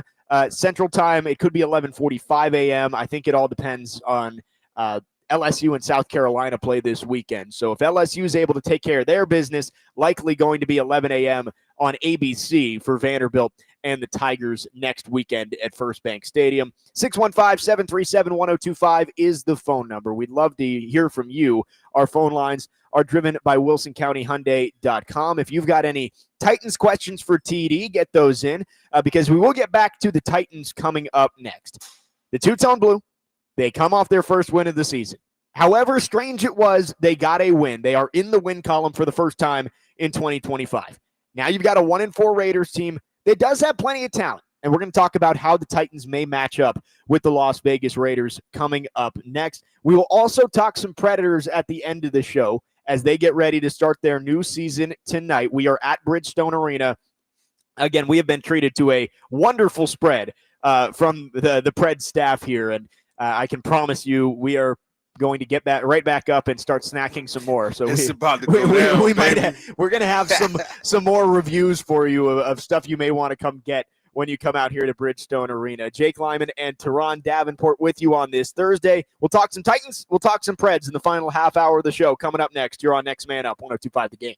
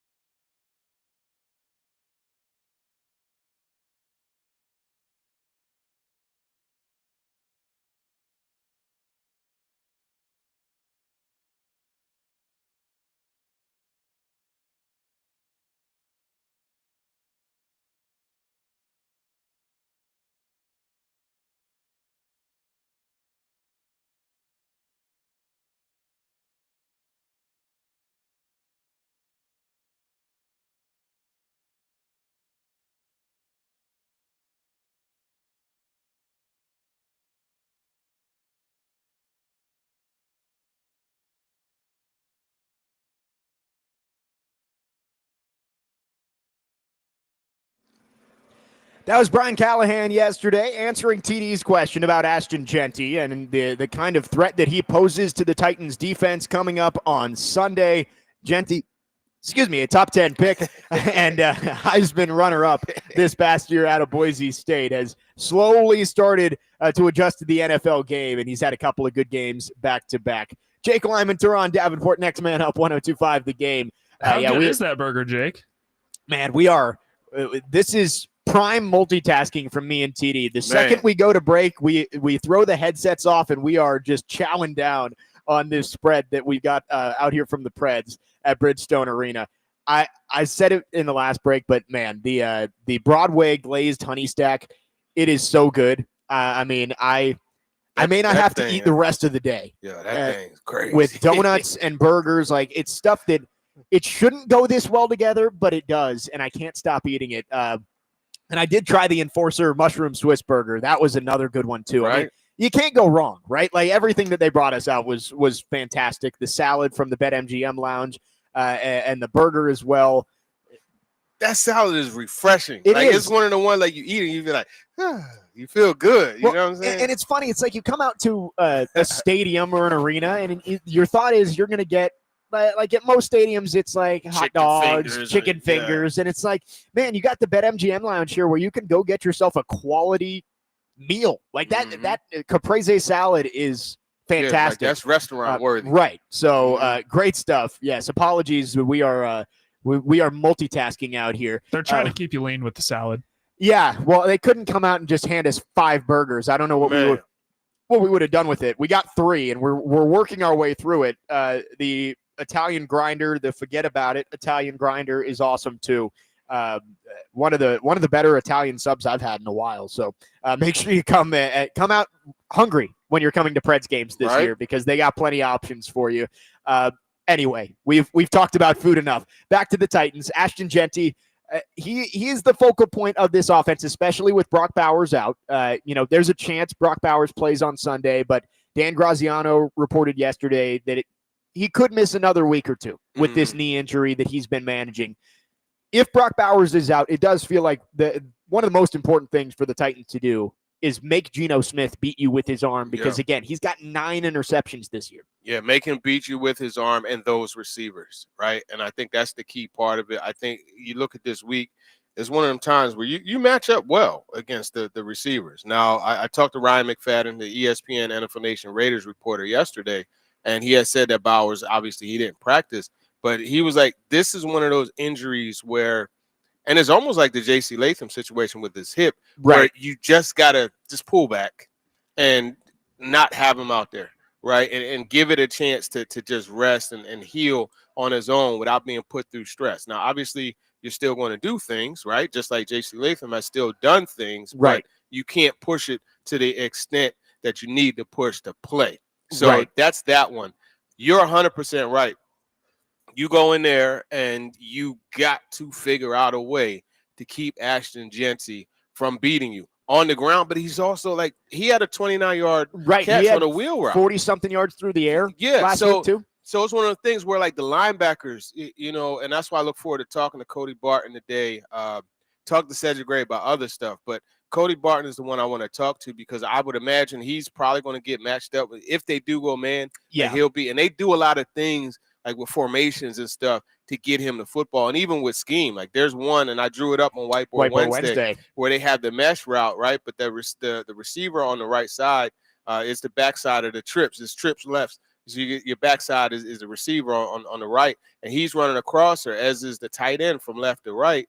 But then you got Ashton Genty, 1,000, 2,000, releasing and running kind of like a crosser also, like an angle, like a circle route. Yeah. And so it's like, against zone, hey, he clears out the zone, and then Genty pops in there, and boom, it's a catch and run. So there's a lot of things that they do. I like the offense, but I just don't necessarily like the pieces that they have in place. They do got my guy, though, Dante Thornton. They do. I'm looking forward to seeing him. Now, I know he's not a starter, but I'm looking forward to seeing him play. Yeah, it's an interesting Raiders offense, because you look at the wide receiver room, and there's not a whole lot of big names there. They got Trey Tucker, Jacoby Myers. But But you're right. It's not like the last couple weeks or throughout the season where it's like, hey, L'Jarius Sneed on this guy. That's a big matchup. Yeah. It does feel like the run game is going to be crucial this week. And, Cedric Gray, 29 tackles in the last 2 weeks. Maybe Cody Barton's matched up on Ashton Genty in the passing game, but Cedric Gray, if he can get in there and at the very least hold up Ashton Genty until the cavalry comes in, that's going to be huge for the Titans this and week. Here's the thing, right? Like we've gone, 2.5 hours, and the only thing we said about Jeffrey Simmons was about trading. Look, I don't know. He may be, you still got other guys who are above, but he is playing top level football. Yes, he is. And you see the results of the work that he put in over the offseason, not just, in the weight room, but in the dining room, right? Eating correctly. Right. And now, like, you see him so much more sudden. And in addition to that, he still has that brute strength. He's also getting his hands right. Yep. And I got to shout out Kumar. I did it again. Keep calling Tracy Rocker, his son, Kumar Rocker. Kumar Rocker. I got to shout out Tracy Rocker. Shout out Kumar Rocker, too. Vandy boy. Hey, listen, man, the Mets, whatever. But so the reason why I want to shout him out is because I love when I see something that they do in practice transfer to the game. Yep. And what you saw in the Texans game, when he got that quick sack. Yeah. They work on that. You know what I mean? So I think you look at Jeffrey Simmons and what he's able to do, beating the double teams. Remember, that was a big thing. All right, you're getting double team. You're getting paid. You're an elite player. You got to beat it. Well, you know what? He's doing. Yeah, he split the double team to get to Kyler Murray on Sunday against Arizona. And, Brian Callahan, with high praise for Jeffrey Simmons, said he thinks he's playing at a defensive player of the year type caliber. Would you agree with that? I think for sure all pro right now. Like, he might be the best interior defensive lineman in the league right now.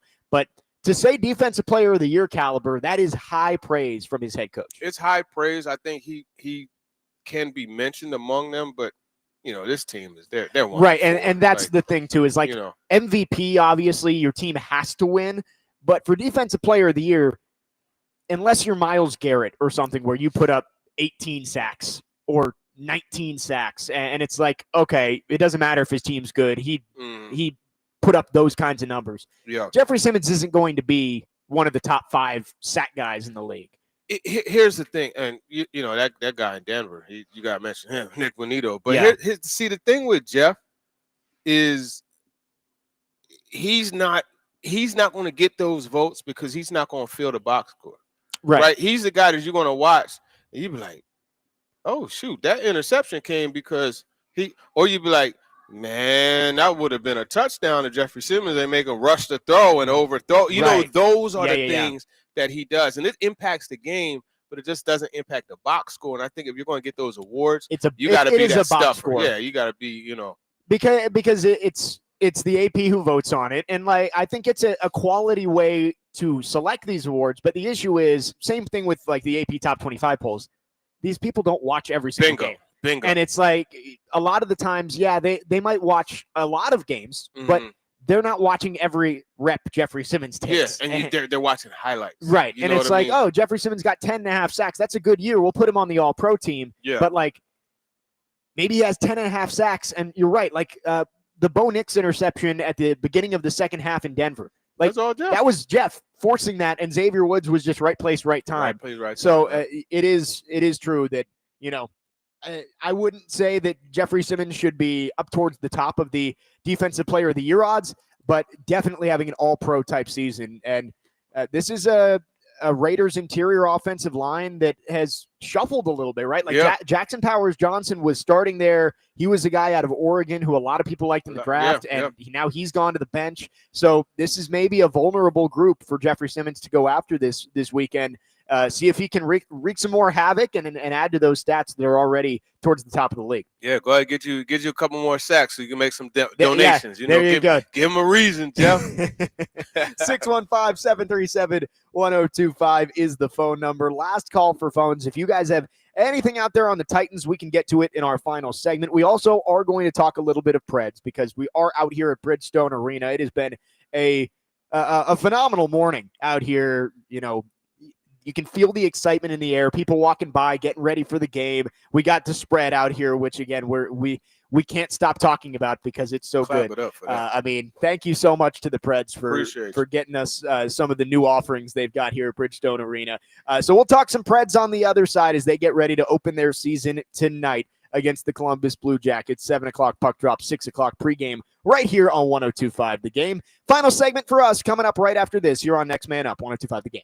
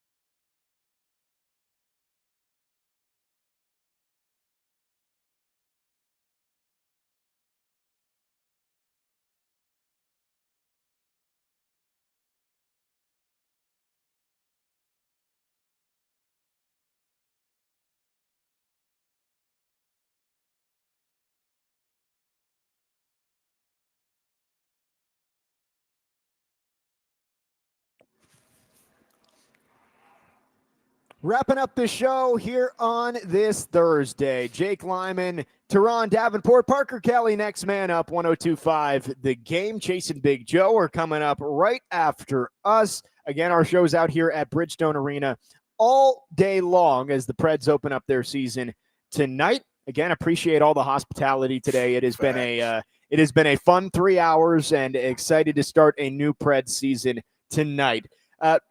Speaking of the Preds, and they're coming off a tough year.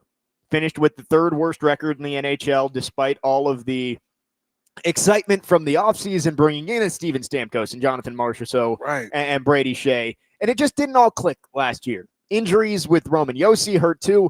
But this is a team that does have the talent to get back into the postseason mix, get back into that playoff conversation. And I think maybe having the lower expectations from the outside may help this team actually exceed those expectations this year after last year, all the noise and the spotlight on you, and you couldn't live up to those high bars. Yeah, it really paralleled the Titans, honestly. There were a lot of, high-profile moves and a lot of hope, and the message wasn't corralled as it should have been, right? And here we are. I think, there's a level of excitement, too, that has to be here because it is a new start, right? Just the same as the Titans, a new start with Cam Ward. You have Brady Martin making his debut. So we'll see how that works, and then just the whole optimism of a fresh start, right? The slate has been wiped clean. Now, what can you do to set yourself up for a successful season? Right. And you mentioned Brady Martin. I mean, when the Preds picked him 5th overall, I think there was some excitement because he is such a Preds guy. I know that James Higgins was obviously somebody that Preds fans wanted, but to see him at 18 years old making his NHL debut tonight, like if you're looking for a reason to come out to Bridgestone Arena tonight, that's it, right? Despite all the food, that's good too. But come out and see Brady Martin, your number 5 overall draft pick, make his NHL debut at 18 years old next to one of your franchise players in Philip Forsberg on that first line. Yeah, I mean, I remember, when Sid the Kid, that's what they called him, right? Yeah. Sid Crosby, because he started when he was so young. And look, I'm not saying Brady Martin is going to be Sidney Crosby. Right. I'm not saying that. But the opportunity to see what will likely be a premier player, see him start his first game, like that's major. Yeah, I mean, it was funny. 3 weeks ago, we were out at Preds training camp doing the show. Me and Connor Newton, we had Max Herz on and talked to Max and asked him the question, like, what's it going to take for Brady Martin to make this team? And Max kind of gave the answer of, like, he's going to have to do a lot right to make this team. And then Max came on last week. And again, he'll be on tomorrow, 9 to 10. So make sure you tune in for that to get all the recap from tonight's opener. That's the man right there. He's the best. Listen to him tonight on Preds Radio as well, pregame at 6. And he was like, yeah, he made the team, and guess what? He's skating with the top line and Philip Forsberg and Ryan O'Reilly. It's like, it's quick. Imagine that. When it changes that quick, you have to think that he did everything that they asked of him during the training everything camp. and more. Right. Everything and more. You know, and to be skating with, you're learning from some legends. You know what I mean? And to pull that and it's cool to see. I don't want to say the torch being passed because these guys aren't going anywhere, but it's cool to see just the whole process, right? And bringing him along, and then eventually he's going to be the guy. It is cool to watch this Preds team because, despite the results from last year, there still are a lot of talented veteran players on this roster. I mean, like Steven Stamkos, he's won multiple Stanley Cups. He is the best player in Tampa Bay Lightning history. And you've got Jonathan Marchessault, who won a cup in Las Vegas. Philip Forsberg and Roman Josi have been staples here for such a long time. But you also have that youth movement coming up. And I don't know if Luke Evangelista is going to be out there tonight. I believe I saw from Max Herz or somebody who was out watching morning skate that it looks more like Joachim Kimmel's going to be on the ice tonight. Luke Evangelista, who missed a lot of training camp, all of training camp, with that contract dispute. But it's cool to see that there are kind of two different eras of Preds teams playing at the same time. You've got the established guys on this team right now, but you're also building up the future of this franchise at the exact same time. Yeah, no doubt about it. And then, look, I'm not going to lie. I'm still at the point where I like to see hockey because of the fights and because of the hard checks. Right. You know what I mean? So my guy, Michael McCarron, Big sexy. You know what I'm saying? 6'6" on those skates. What? I didn't realize how big he was till I got to like be down closer, and I said, "Good Lord!" Right. Like, I love watching the physicality he plays with too. And hockey is it's an interesting sport because it's like he plays the same position as some guys out there who are like 5'10", and it's just and different. There's so many different ways, body types and styles of how you can play. So it's going to be a fun season. It starts tonight out here at Bridgestone Arena. Preds' first 2 games are both at home this weekend. So tonight against Columbus, they've got Utah at home on Saturday. And I've said this plenty of times in talking about the Preds, but last year you start the season 0-5, and it's a long year. And it's like you still had 77 games to go at that point. But it also is like, man, 0-5 is just a tough hole to dig out of. Like you set yourself way back, and they just couldn't quite get out of that hole despite a couple of charges throughout the year. A quick start feels important for this team to go out and, if not win both of these games, maybe get points in both of these games. And they have a long Canadian road trip coming up early in the year. Start off strong at home and take some momentum onto that road trip. Take it on that road trip. And, you start off strong. It's a good way to put everything to bed from last year. Now, obviously, you separate it, but that's a good way to put it to bed, like with the media, with your fans. You know what I mean? Because when this place, like, I get goosebumps, just think like when this place is rocking, like when they're winning, this place is rocking. It's one of the best atmospheres in hockey. Man, it's got to be a tough place to come in and play. Yes, and I mentioned it right off the top of the show about how, the Titans usually dominate the fall around here. Like the NFL is king, and when the Titans are good, that is where this city's eyes are, right? Like if the Titans were 4-1 or 3-2 right now, I don't know if there would be as much headspace, bandwidth for this city to focus on hockey. But guess what? Titans are 1-4.